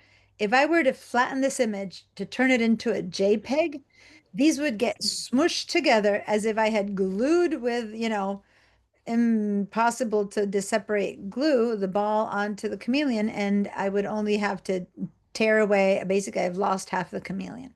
That's what would happen if I were to flatten this image to turn it into a JPEG. And we don't want to flatten an image, squish them both, almost ever. We want to keep our layers always alive and only export a flattened version when we're ready to say print it or put it on the web. But we always want to come back here to be able to say, well, I really wanted the ball over here or over here or over there, or I wanted it smaller, I wanted it bigger. So you want to keep your layered files layered and not flatten, not even at the end when you're done. Because what if next time you come and you go, oh, the chameleon should have been blue or whatever. So you never want to flatten it. You want to create a second file saved as that flattened JPEG that you're going to export. So that's the whole work flow. Okay.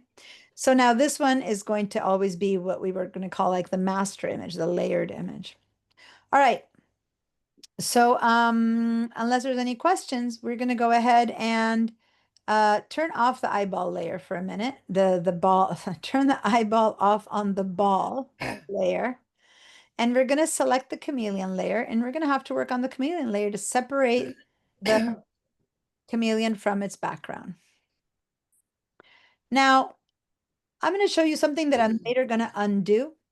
But one of the first things that this contextual panel, and I'm going to put it up here so you can see it a bit better, is asking me or optioning. It's giving me the two choices. It's saying select subject or remove background. What do you mean remove background? Let me just show you this one really quickly. I'm going to click on remove background and boom, the background has actually gone away. Now, this is a non-destructive modification because if you look at the layers, I'm still seeing pink behind the chameleon. It's not that the background has gone away. It's just that there's a mask that has been created on the same layer, hiding that which is the background. Now, this is a completely reversible situation.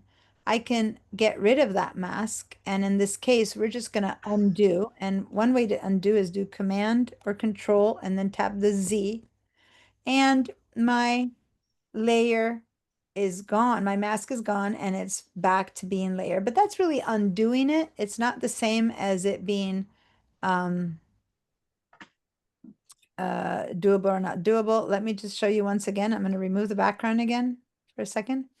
And then just so you know, and this is something that you don't need to know how to do right now, I could either look at that mask, and we're going to talk about mask later, or I could actually just disable the mask for a second, and there is still the layer. So how did I do that? I hold down the Shift key, and then I click on the layer mask, I'm sorry. Boom. And then see the big old X? There it always was. I never got rid of that pink. I'm just hiding it with a mask. Okay. Now when I see it again, I hold on to the Shift key again and click on it. So it's a completely non-destructive. What I mean by that is I haven't lost that pink forever. I'm just hiding it. Yes, Gerard? Yeah, I'm sorry. You know the little box with the AI commands, the generate background, Go up to window. my little window. It for some reason when I opened Photoshop today, it's not showing. Is So there go a up to the word, simple yeah, go up to the word window and choose contextual taskbar. go up to which window? The word window on the top. Are you on a Mac or on a Oh, yes, on Mac. Then at the very And top of the screen where it says window, and go down to contextual taskbar. Just so you know, you guys, there's one other way. As long as you're seeing black around your image, you can also right click and hide or right click and show. So from this background area there, you can right click and hide the contextual taskbar or right click and show the contextual taskbar.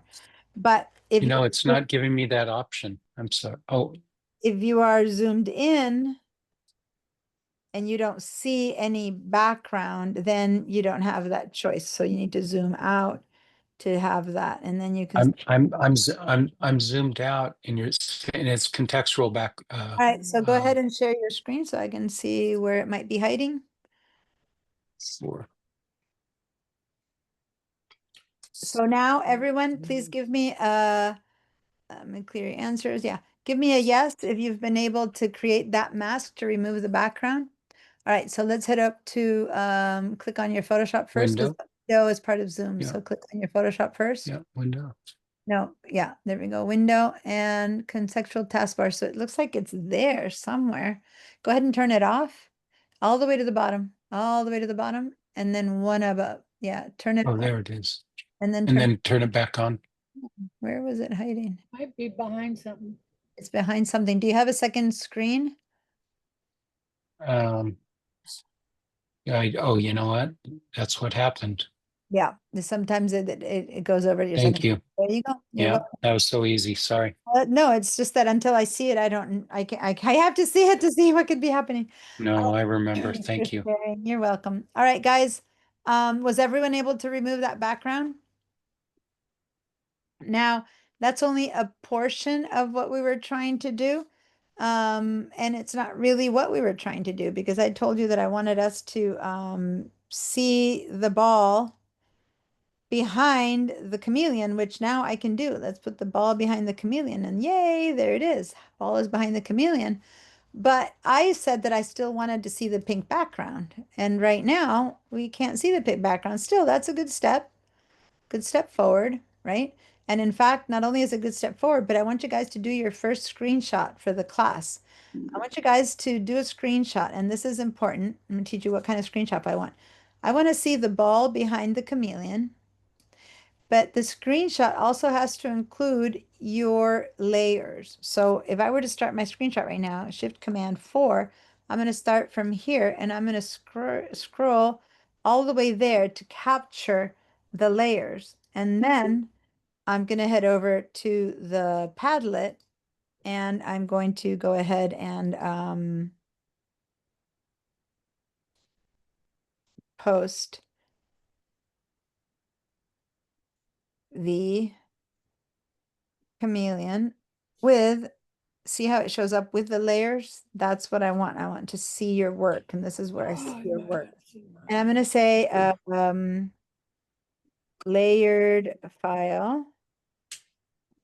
We removed the background using the contextual taskbar. And then we Okay, Laye. put the ball layer beneath the chameleon.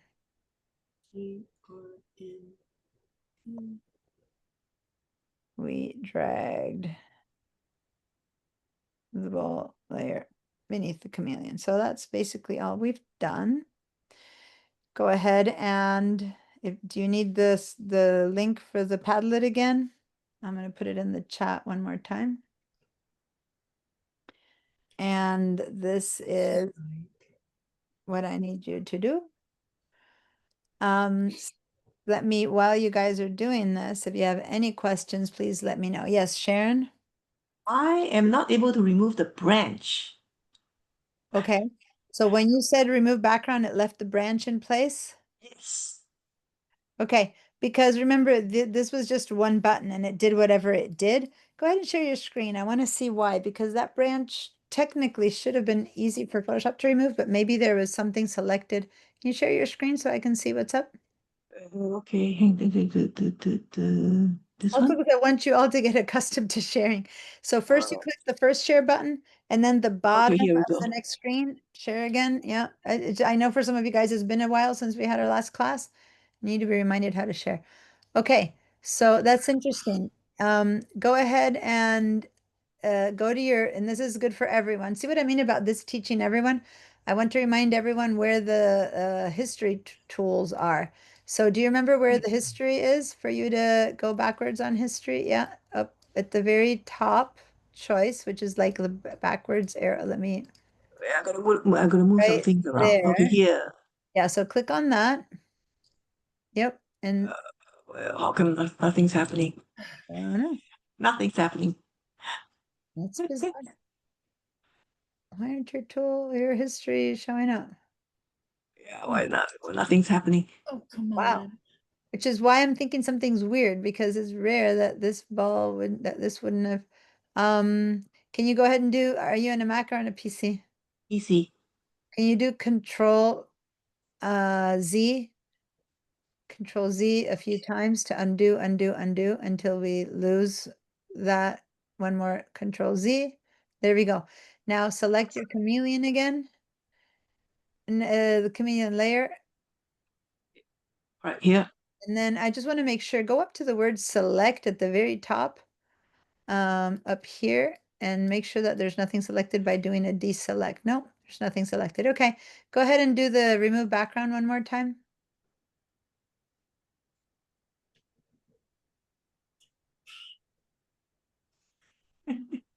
Huh. Generate, it's so funny. Just to be clear, have you updated your Photoshop anytime lately, or is it maybe Yesterday. oh, yesterday? Yeah. Sharon, you just updated it? What is it? What number does it say? 26.10 26. version.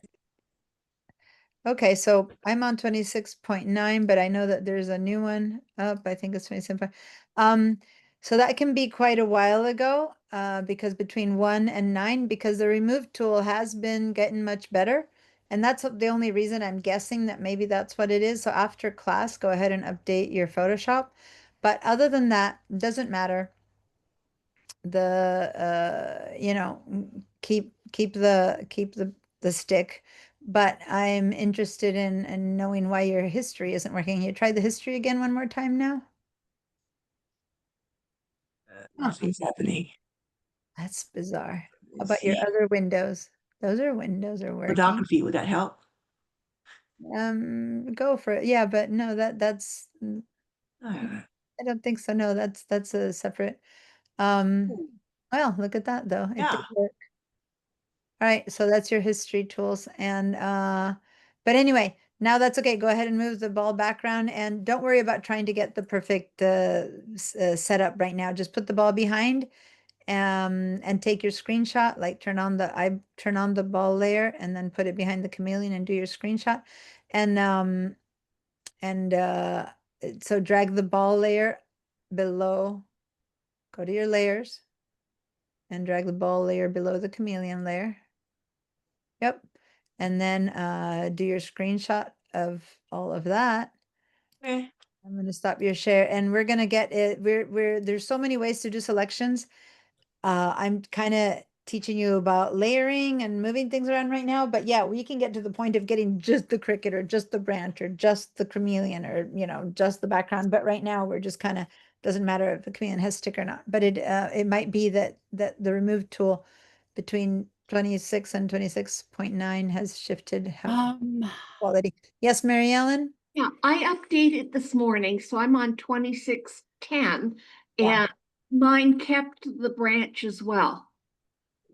Yeah, it's guys, this is interesting because guess what? We didn't make that selection. We just pressed a button that said remove background. And this is the perfect moment when you guys are hearing from these different results. This is AI. This was not a tool where we went and made a selection around the branch and around the chameleon. We're letting AI choose for us. And so each time you click the button, the computer is making a different choice for you, for me, for everyone. And it could be that your chameleon is set a couple of pixels away from mine because you know how we moved it around a bit. It could be that the ball's in a different place. So your computer is reading it and saying, this is what I'm going to do to the image. And the reading that yours is making is different than the reading that mine is making. Or you have a different version that's a little bit more or less sensitive. So it's kind of interesting. I would prefer, if I say remove background, that my stick would be there. So I like Mary Ellen's result better. Now, in the case of Sharon, most of the branch was there, but not another piece. In my case, the whole branch disappeared, and now the chameleon looks like it's floating in the air. It would have been much more sense to have it be holding onto a branch, and then I put a different background behind it, right? So, guess once you're not happy with what AI does, that's what I'm going to teach you the tools to do that yourself. Like, how would you yourself go in and let that branch be in or out? Okay. But that we're going to work up into that. Right now, we're just using the basic tool. But thanks for sharing about that, Mary Ellen, because yeah, each selection that we make is individual to our computer's processing power, deciding right now in the moment what to eliminate, right? So we shouldn't be getting exactly the same results.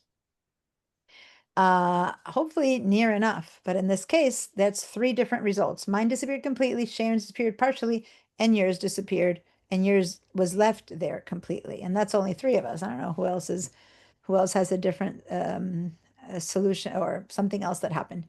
All right. So now none of this, Diane, help. what happened? Can I share my screen? No one's sharing, so yeah, go for it.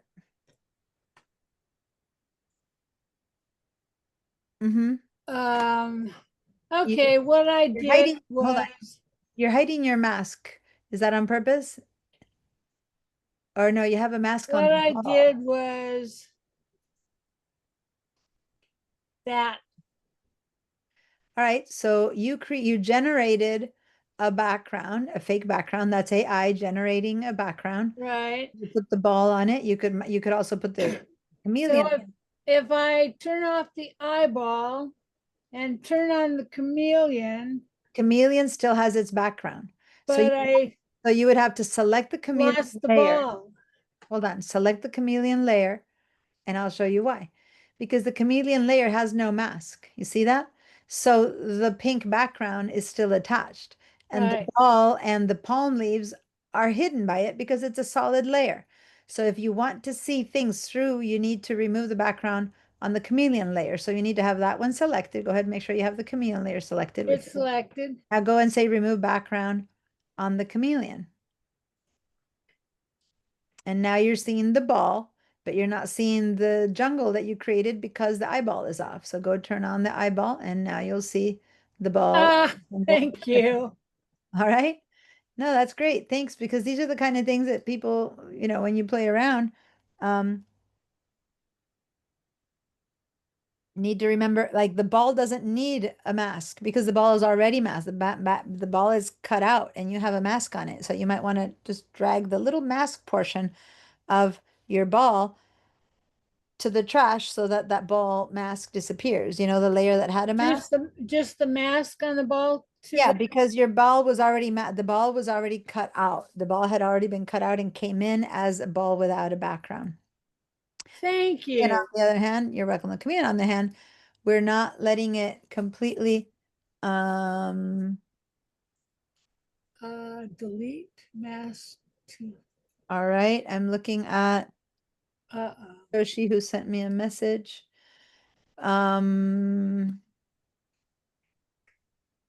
Okay. No, that's Yes, oh, that's when I saw you laugh when I said you're traveling in Italy. It's like I read your mind. So yeah, if you can, if it's the kind of travel where you don't have time because you're totally in bliss, don't. But if you can at any downtime, catch up by watching the videos, or at the very least when you come back, then it'll be fine. Okay. But you need to at some point set aside time to try to do this. So that when you come back, you can join us seamlessly and it'll be totally fine. Sharon, yes, what's your question? So looking at people's chameleon in the Padlet, all of them except for Colette and yours, all the others have the branch. Okay, well, there you go. The only one who mentioned it was Mary Ellen, but it looks like everyone else kept their branches. So it's mine who, look at that, Colette and mine didn't keep the branch, the others did. So, and then Sharon here had a partial branch, but the rest of you guys have it. So yeah, as I said, oh, here, Karen also lost the piece behind the legs. So yeah, thanks for posting, everyone. Make sure to keep posting. I need to see everyone's, Mike, I don't see yours, or is it your name again? Nope, I still don't see it. Anyone who's not appearing over here, please put it in. As I said, this is going to be a bit individual. There's ones which are only missing the little bit between the legs. That's what I mean. And then there's the ones that are missing everything, like Colette and me, right there. And not only that, but Colette's has the exact same issue as mine, which is left like a little smudge over there. Mine has that too. And then there's others where no one has the whole branch. No one had the whole. Does this one have the whole? It looks like no one has the whole branch. Either you have it with a missing piece between the legs or you don't have it. That's as good as the automatic tools let us do. Now, the good news is that we can bring those back. We can work endlessly with this kind of thing. But first I want to finish the job that I had said from the beginning I wanted to do, which is I wanted to put the ball between the chameleon and the ball. Remember I said that? Like I want the background to be there. And that's not something we've accomplished yet. So let's go ahead and head over here to our layer that has the mask hiding our background with or without the branch. Okay, so select that layer. And when you select the layer, watch my layer for a sec really carefully and notice that I can select either the thumbnail, which are the pixels, or the mask. See how I get a white box around the mask or a white box around the pixels? You see that? And in fact, when I click on the mask, if I click on, so there's like not only selecting the layer, but what the pixels or the mask. The mask, which right now I'm going to show you for a second, is that. And to see it, if I want to see it, I'm holding down the Option key for the Mac or the Alt key for the PC and clicking. That's what I'm using to see the mask. Now we're going to work on these masks. We're going to create our own masks layer later. But right now I'm just showing you the mask. It's basically the black stuff is hiding what I don't want to see, the pink background. And the white stuff is letting us see through what we do want to see, which is the chameleon. Okay, so that's how a mask works. And we're going to be creating our own mask and really complicated masks. But this is the basic masking procedure. Black hides what I don't want to see. White shows what I do want to see. So when I hold down the Option or Alt key and click one more time, That's what I'm seeing, only the chameleon, which is the white portion there. And I'm not seeing the pink background, which is the black portion there. But right now, I don't want this to be at all what's happening. I want to get rid of this mask. So I can either right click and say delete layer mask, okay? Or I can grab not the layer, and this is important, not the layer, but just the mask and drag it down to this little trash can and get rid of it that way. So it's just the mask, okay? But if I delete the whole layer, then boom, I've lost everything. So I don't want to do that. I only want to get rid of it. So I think the easiest thing is to just right click on the layer itself and say delete layer mask. Now I'm back to having the whole. Can you disable it? Yeah, I can disable it, but since we have other stuff that's going to be going on, I would rather not have it right now because I'm going to have us do a different procedure to get rid of, to get the ball in between. So Okay. once everyone has deleted their layer mask, what we're going to do is we're actually going to separate the, whoops. Okay. And by the way, here we go. Are you back in? Lost the ball completely. Yeah, I think. Yeah, okay, so Shamuel's back in. Sorry. You know, I don't see a delete layer mask, but I see delete layer. So when you click just on the mask itself, not on the layer, but on the mask, so you have white box around the layer mask. Got it. Thank you. You right click and then you can see only to delete the layer mask. Thank you. Okay. Shamuel, I noticed you popped out. Did you miss something? Do I need to help you catch up? Where are you at?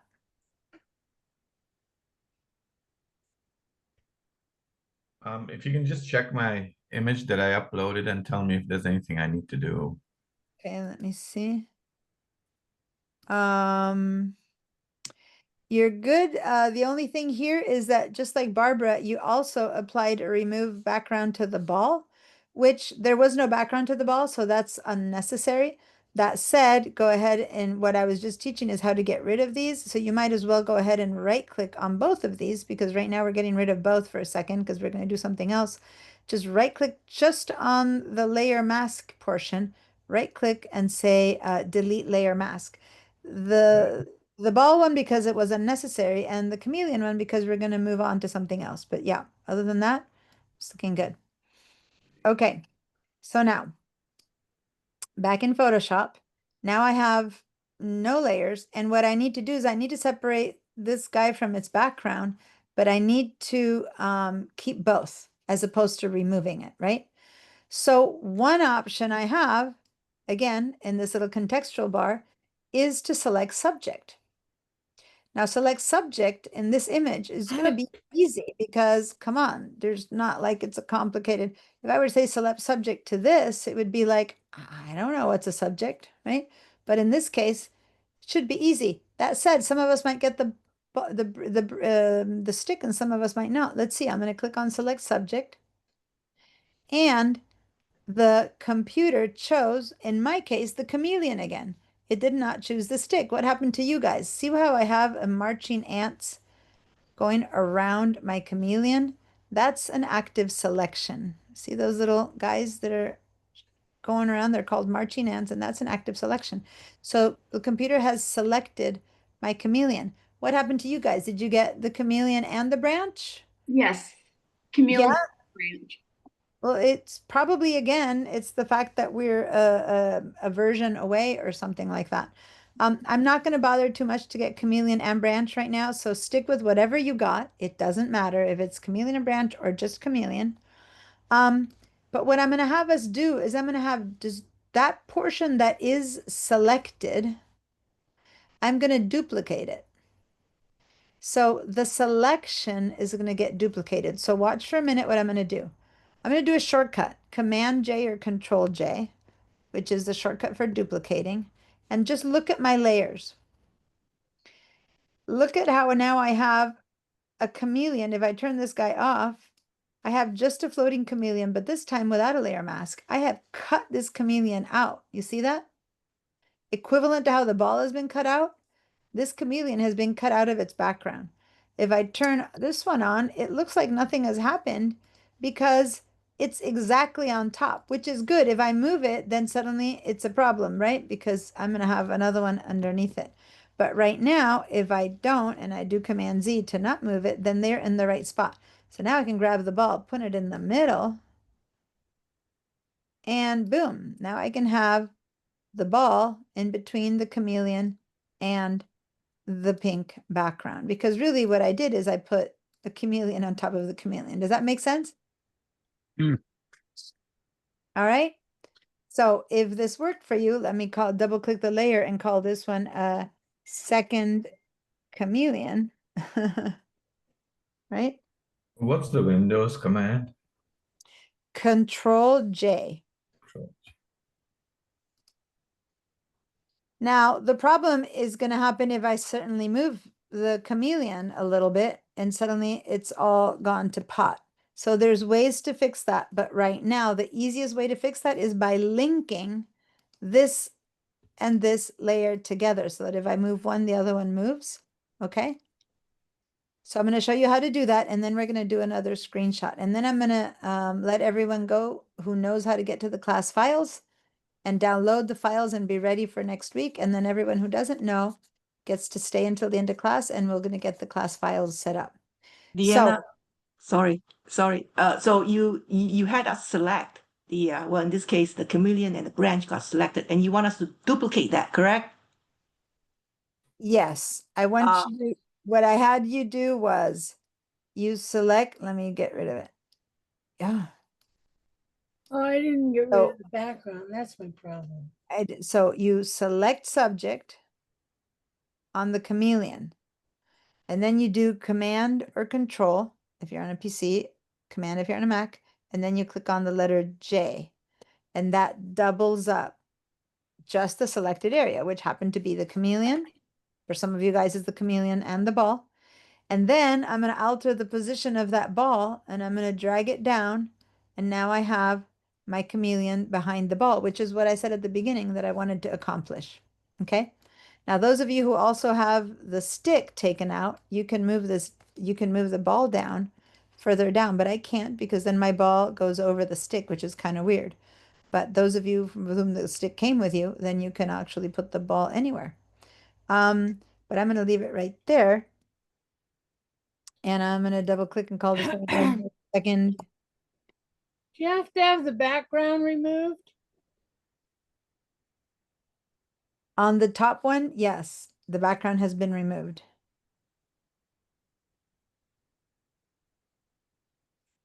Okay, the top one. But I didn't, you could have also done a duplicate of the basic chameleon, right? Command J, have two of those, and then remove the background of the second one. And if you do that, you'd have the same result. You'd be able to have a ball between both. So that's a second way of getting to the same place. Does that make sense? So what I showed you the first time, removing the background, I have two of the same thing, but I've removed the background of the one that's on top. As I don't want to make things more complicated since I've shown you how to do it this way. But there's so many ways in Photoshop to do the same thing. But that was triggered by Barbara saying, do you have to have the background removed? Well, you could do that. You can have one with the background, one without the background sitting on top of each other. But the crucial thing is that they need to be linked so that if I move one, it doesn't all get messed up. So how do we link two things? Watch, you guys. I'm going to select the second chameleon. I'm going to hold down the Command key if I'm a Mac or the Control key if I'm on a PC. And then I'm going to click on the chameleon, the first one. So now both are selected at the same time. Let me show you that again. If I try to select one and then the other, the first selection is going to disappear. But if I hold down the Command key if I'm on a Mac or the Control key if I'm on a PC and then click on a second layer, they both remain selected at the same time. At which point I can right click and say link layers. So now I can move these around all I want and they're going to move together. So then I'm not going to have that issue. And then the ball is not going to be a problem. I have linked the layers that matter. Does that make sense? once this has been completed and you've been able to layer your chameleons and you've been able to link them, then let's get another screenshot. And this time, make sure to also connect all your layers in the screenshot. And let's post that. And then after that, I'm going to start showing you how to get to the class files. So that'll be it for now for Photoshop. So let's head over to the Padlet and let's post.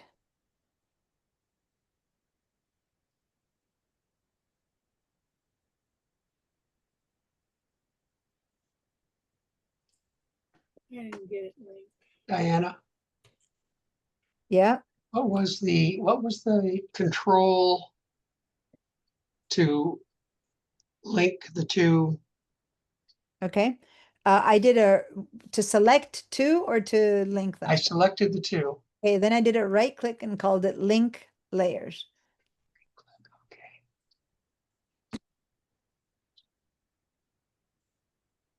Thank you.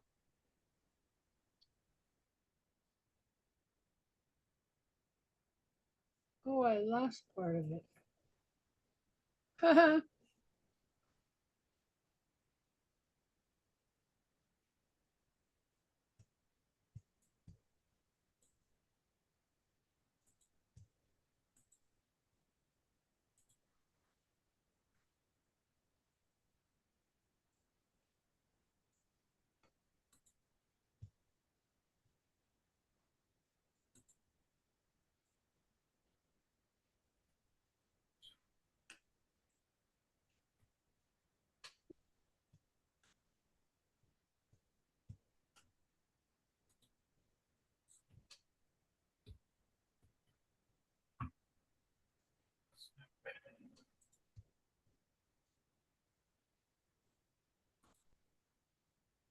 Okay. Now I am writing this right now, but I want you guys to do the writing on yours as well. I don't know if you guys know that when you hear something, you do something, you write something, you talk something, each one of those cements it more into your system. So if you are just posting the image and then you don't remember how you did it, you won't be able to go back to it. Yes, you have my notes of how I did it, but I highly recommend that you also take your own notes of how you did it under your own image. Even if you're repeating what I said or you're saying it in your own words. I have some students who write basically an essay there and other students who never write anything. I want to let you know that the ones who keep remembering how to do it when I'm not around is the people who write about it. So go ahead and write about what you did so that you can do it yourself again. Deanna, can I share my screen? I'm having trouble doing Okay. the linking. Okay. Good.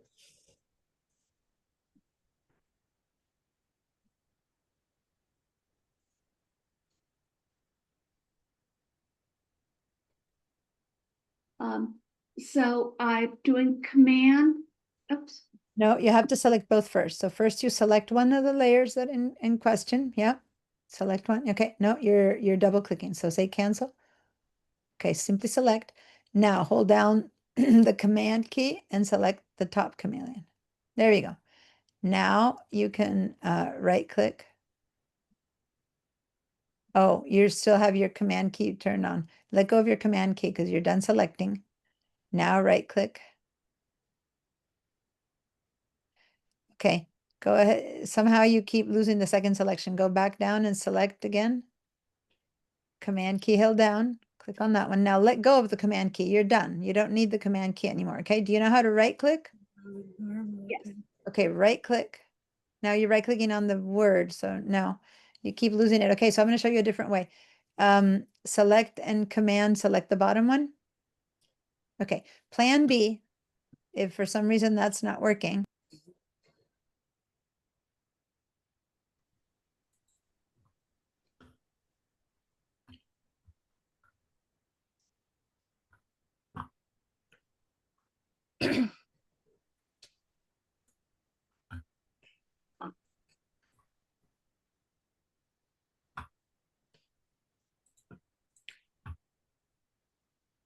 Where'd you go to link it?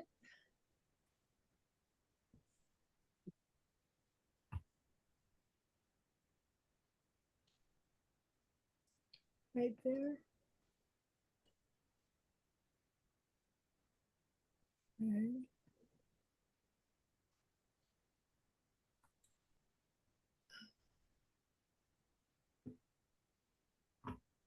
Thank you. To the right of the path. Okay.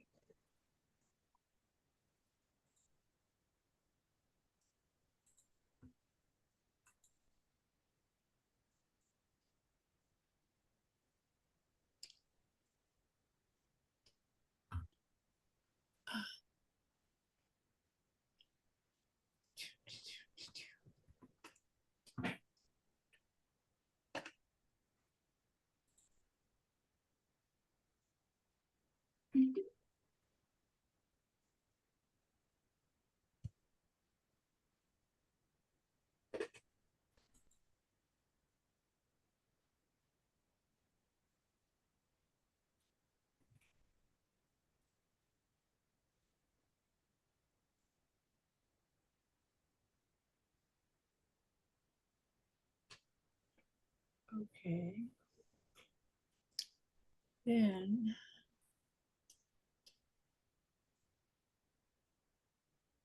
aha.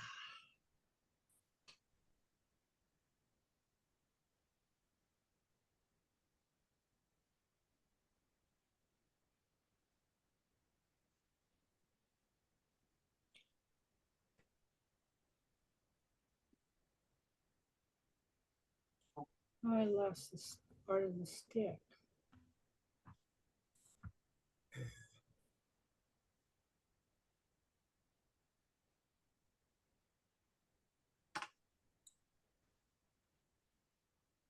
Where'd she go?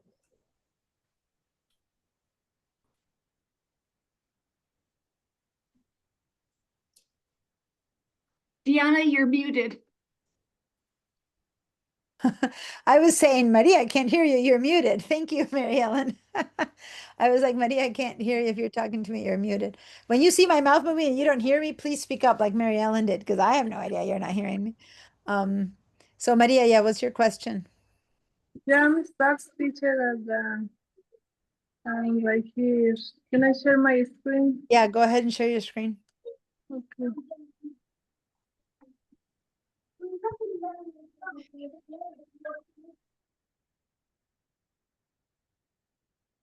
Okay. So let me see. You have one layer. Okay, you still have to do the second layer. Go ahead and do this. Go ahead and let's duplicate that layer that you have there with the chameleon. Okay, so select your chameleon layer on the right side. Yeah. So I'm going to have you do it a little bit differently. Just click on that layer. Yeah. Okay. And now just do the Control J. And watch, guys, I'm doing a little bit differently with her if you want to learn it differently. In her case, I'm just going to have her do a duplicate. So do you know the key Control? The Control key on your keyboard? And then tab the letter J. So hold down the Control key on your keyboard. And then tap. Oh, you must be on a Chromebook. Yeah, You have a Control key, you're on a Chromebook. That's what I was a bit concerned about when you mentioned that you, okay. So then what's the plan B? Let's see, go over here to this little icon right there. Come all the way down, that little guy there. Yeah, and let's see if we can duplicate a layer from there. Click on that. Oh, yeah. And duplicate layer. Yeah, let's duplicate layer right there. Up on top. Up, up, up, up, up, up, up. Really high up. Keep going up, up, up. I made a circle around it. Keep going up. Right here? No, keep going up to the top to duplicate layer. You might have zoom in the way. You might not see it. It's way up there. Yeah. Now say cancel to that. You probably have zoom in the way, so you're not seeing it. Go ahead and cancel that. Yeah. So let's try that one more time. Usually when you can't see something, it zooms in the way. So go ahead and click on your layer again. Okay, now click on this little guy. You see my pink? Yes. Okay. And now if you still can't see it, there's a third way. Okay, click on that. Yep. I need to see the menu. No, that one. Yeah, this one. Can you get way up to the very top? Keep going up, up, up, up, up. No, you don't see any more than that. Okay, so there should be one more made to duplicate the layer. Go over here to the word layer. Way over there. Which is Oh, oh, you found, yeah. Layer, click on the word layer. And duplicate layer right there. There we go. So now say okay to that. Say okay. Okay, good. Now you have two different layers, right? Grab the ball and put it in between. So grab the ball or drag one of the chameleons down below the ball, whichever one you prefer. Yeah. You know what? You have a problem that you don't have space here. Why don't you double click on the word libraries to get rid of that so we have more space for your layers? Double click on the word libraries to collapse that. Double click. Tick.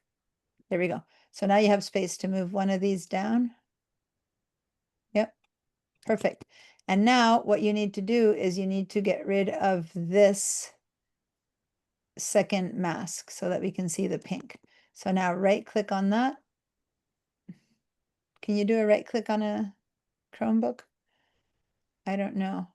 Let's just do this. Drag it, click on that again. Click one more time. And now drag that to this little trash can. Yeah, you need to click and drag it. Apply mask, say no, say delete. Don't apply the mask. There you go. So now you have the ball between the layers. So guys, in her case, I had her do it. She has a Chromebook which doesn't have shortcuts, so I'd had her do it a little bit the other way around. I had her duplicate the remove background layer. So we basically, it's like saying is 2 + 4 6, but 4 + 2 is also 6. I just made her do it a different way, but she still got to the result because she doesn't have the shortcuts, okay? But there we go. Now, one thing that we're missing here is you have a different layout of your workspace here. So can you see the workspace settings up there? Do you see that one there, or do you have Zoom in the way? I think you have Zoom in the way again. Yeah, click on that and choose photography. You're in the workspace where you're losing a lot of space for the film screen. Okay, good. That one sets it up well. All right, so now everyone go ahead and say file save. And in fact, I didn't have time to show you the class files. Class is over. File save. Cool. And now, did you do the screenshot yet of this? Go ahead and do the screenshot and post that, Maria, but you got it. Whenever you get stopped, that there's something you can't do because you don't have the shortcuts, remember to let me know so that I can help you figure out a different way. Okay, Maria? okay, thank you. Yeah, Chromebooks doesn't have that fans handy dandy control and command key that I'm talking about and how nice they are. Well, the Chromebook doesn't have that, and so you have to find workarounds. But there's not a workaround for everything, but for many things there is a workaround. Okay. So class files, guys, are something that I'll show you really briefly, but I'll send you a video of how to get to them. All right, so that if you can, over this week, download the class files so that they're ready for next week. Let me share my screen. By the way, let's go ahead and save that which we did. Okay, so if you're here, say File Save or Command or Control S. Okay, and then next class, we will, and the colors, we didn't do anything. So if you want to close this one and it asks if you did anything with it, and it shouldn't ask you to change anything. But if you did do something because you were going in and out, like I asked you, then just say don't save because we don't want to change that one. Okay. But this one we do want to save because we want to make sure we don't lose what we had. Say don't save. I mean, say save to the Chameleon and don't save to that. And then after that, you can quit Photoshop and that's fine. But now let's go ahead and how do we get to the class files? I won't walk you through it. I will show you one time and I will send you a video. And I want you to do this on your own. If you still have issues with that, then we will do it later. Let me just see, what was this one? I don't have access to the program or VDI at the moment. Who was this? Toshi, me. Toshi. Okay, can you click edit on this thing or I'll do it, but make sure to tell me who it is. So in this case, Okay. Toshi. There we go. All right. That way but next time put your writing down there and then Toshi at the top. Otherwise, I don't know who wrote. Mike, his name appears over there, so now I can see. So as long as your name appears at the top, that's good. Otherwise, make sure to put your name as the subject. Okay. So the way we're going to do this, to get to the class files, we're going to go to, and by the way, I want to acknowledge that we're 2 minutes away from a class being over. If you need to go in 2 minutes, please go. I want to show you where the class recording links are. And if you don't have a way to access the class files and you want the recording links because you haven't figured it out, please email me. I don't normally send the recording links out, but I'm more than happy because of the fact that we didn't have class files at the very beginning to send you the links this time. But I will send you the links this evening once I have everything uploaded onto YouTube, the recording. YouTube is private, by the way, but it goes on YouTube. The recording goes on YouTube, but it's not like people are watching you guys work. It's private. It's only a link that you guys can access. Once that's done, I will send you an email and I'll have the links to the class recording and I'll have a link to the class files and I'll have a link to the Padlet. Okay. And you guys, the homework is going to be to try to use other images that you have to try to do some of this kind of stuff, but there's not really like that much homework that I can offer you to do because you don't have the class files yet. So we're going to postpone it to the next week. All right. So you're going to go to my.sbcc.edu, hit return. You're going to sign in with your school password and go in. And then here on the left side of the screen, if you have a small window, like when Maria shared her screen, she couldn't see this red stuff. And I told her, hold on, her window didn't show the red stuff. It just showed this. So then to get that red stuff, I told her to click on that little icon, that red bar. I mean, not by red stuff, right? If your window is big enough, then it automatically shows up there. So either way, you can still get to it if the window is small by clicking on these little three white lines. And then you're going to go down to Gmail. You're going to click on Gmail. Now this is weird because this takes you to the class, to the email, to the pipeline emails. But I want us to go over to this little icon to get to the Google Drive. And so if you look on the right side of your school Padlet, pipeline Gmail, you should see that it says SBCC. That's to make sure you're not in your private personal one. Then you click on these little icons that has many little dots, and you should be able to click on the word drive. Once you click on the word drive, you'll be probably, if you've never been here, it'll say welcome, and you'll have to say yes, okay, and all that kind of stuff.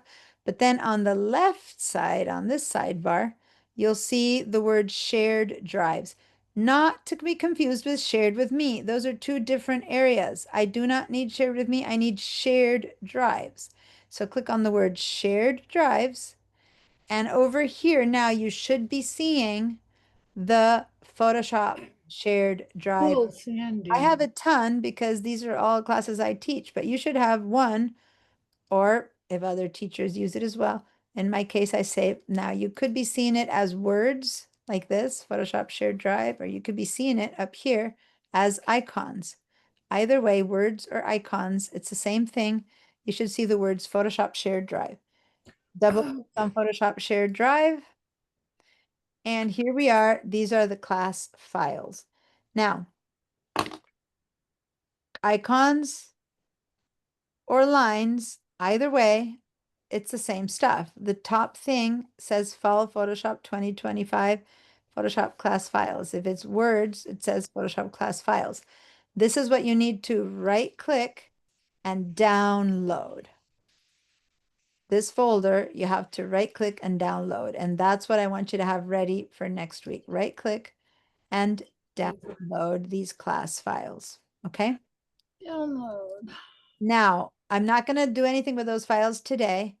You have all week to download them, but this folder is important. This file here, not folder, is Zoom class recording links. When you double click and open it, this is that folder, that file that I said. And right now it has a sample. I'm going to delete them right now in case someone immediately thinks it's the right one. And this is going to be filled with the links with today's class recording and the summary for today's class. And then over here you have our class Padlet link, okay? So that you can get to this later. So now I'm going to send you a video that walks you through exactly these steps. And for the first time, for the first week only, I will send you also the actual link to the first week's recording and the Padlet link and everything. So you have it all in one email. Okay, guys? Oh, you wear me out. My head is just. Hey, I know that later you sit and you watch the recordings at your time, so that's good. You'll get to it. Over and Any over. questions, email me. This week the classes are beginning, so I'm getting a lot of emails for students, but I'm also getting I still have time. I'm not like in the middle of things, so I still have time to answer emails quite a bit. Otherwise, sometimes it takes a couple of days for me to get to you, but if you email me and you have questions about these things, I'm not going to teach you things on email, but I can support you in helping finding things and whatnot, right? Otherwise, ask questions in the Padlet, like, how did you do this again? Or can you remind me this? And I can answer it in the Padlet as well. Okay, guys, sorry I kept you a few more minutes. Diane, one more question. Yeah, stay if you We're have supposed to get a zip. If you need to leave, go ahead and leave. And otherwise, I'll keep answering questions. Bye. All right. Were we supposed to get a zip drive? I mean, a zip file? Depending on your computer, it might show up zipped. Yeah. And then you can just extract it on your Windows machine by selecting an extract, or on the PC. On the Mac, it unzips automatically. Great, thank you. Yeah. Yeah, because there's, I don't know, there's a bunch of files in there. How many? I don't know, there's like, I don't know, 20, 30 files in there. Yeah. We don't use them all, but depending on, there's some specific ones I have assigned, and others I want you to guys have more to work with, and then others I use when there's a specific question that comes up, I can give an example with, but we normally use about 6 to 10 of the 20 files that I assign you. Right. Okay. All right. Yeah, Toshi? Yeah, I am lost because I don't have access to the VDI, and I already purchased the program and I didn't receive. And in the top, I am going out of the country for 2 weeks, but I hope I have the chance to keep looking today until Tuesday and try to review and to check the video again. That is the only chance like that. That's listen, it's a pity because you bought the but usually when you buy it, it takes about 5 days to a week anyway, so that's normal that it's not here yet. It's a pity that the VDI didn't work for you, and you said that they're working on it. I don't know what's wrong. I've never had anyone completely not be able to sign in. It's not, they've had this whole week, they've had problems with the Adobe license. Yes. And it seems to me that if you were a previous student or something, it was already in. But if you're a new student, that it's just going through the issues with Adobe license, which they said they're fixing. But and I've been taking classes in Santa Barbara City College for 5 years or 10 years. Yeah, but if you've never used Adobe, for Adobe, Yes. you're a new City College student for Adobe, which is what's been giving us problems, right? But At least I that already said, contacted your IT. Google, your G drive, your shared drive should have worked and it wasn't working It's either. So working. maybe It's it's working something. now. Well, I sent it to you directly, but the shared drive isn't working for me. So I'm thinking they're having issues in the back. Like I wasn't able to share. Usually I just type in the CRN number and everyone gets it. I had to send it to you all individually. So there's something happening in the background, and I've been on with their tech support before class, and I'm going to keep going now. So I don't know what's wrong. The good thing is I was able to contact IT. The good thing is like they already checked my email and they say nothing is wrong. And it is like the license with the program. That is the issue. I hope they are able to fix because I don't want to be behind. Yeah, well, they haven't gotten back to me during the teaching time. I'm going to reach out again. But other than that, let's hope we have no problems technically for anyone by next week. And other than that, Hopefully. if you have any chance at all during the next 2 weeks when you're gone to sign in during Yes. 12:40, even if, on the phone, just Zoom and then leave, that'll help because then I can keep, Yes. we can keep you. I will do. I will do. And other than Thank that, I'll help you when you come back. I'll help you catch up. Okay. Yes, thank you very much. Great trip. Thank All right. Anyone else have any questions or are we done? Nice to see you again, Patricia, by the way. Oh, I gotta watch the video in the morning. Okay. All right. I I'll will send see you the you. links. Thank you, Diana. Nice to see You're you. welcome. Bye-bye. Thank you, Patricia. Bye. Thanks. Bye, Karen.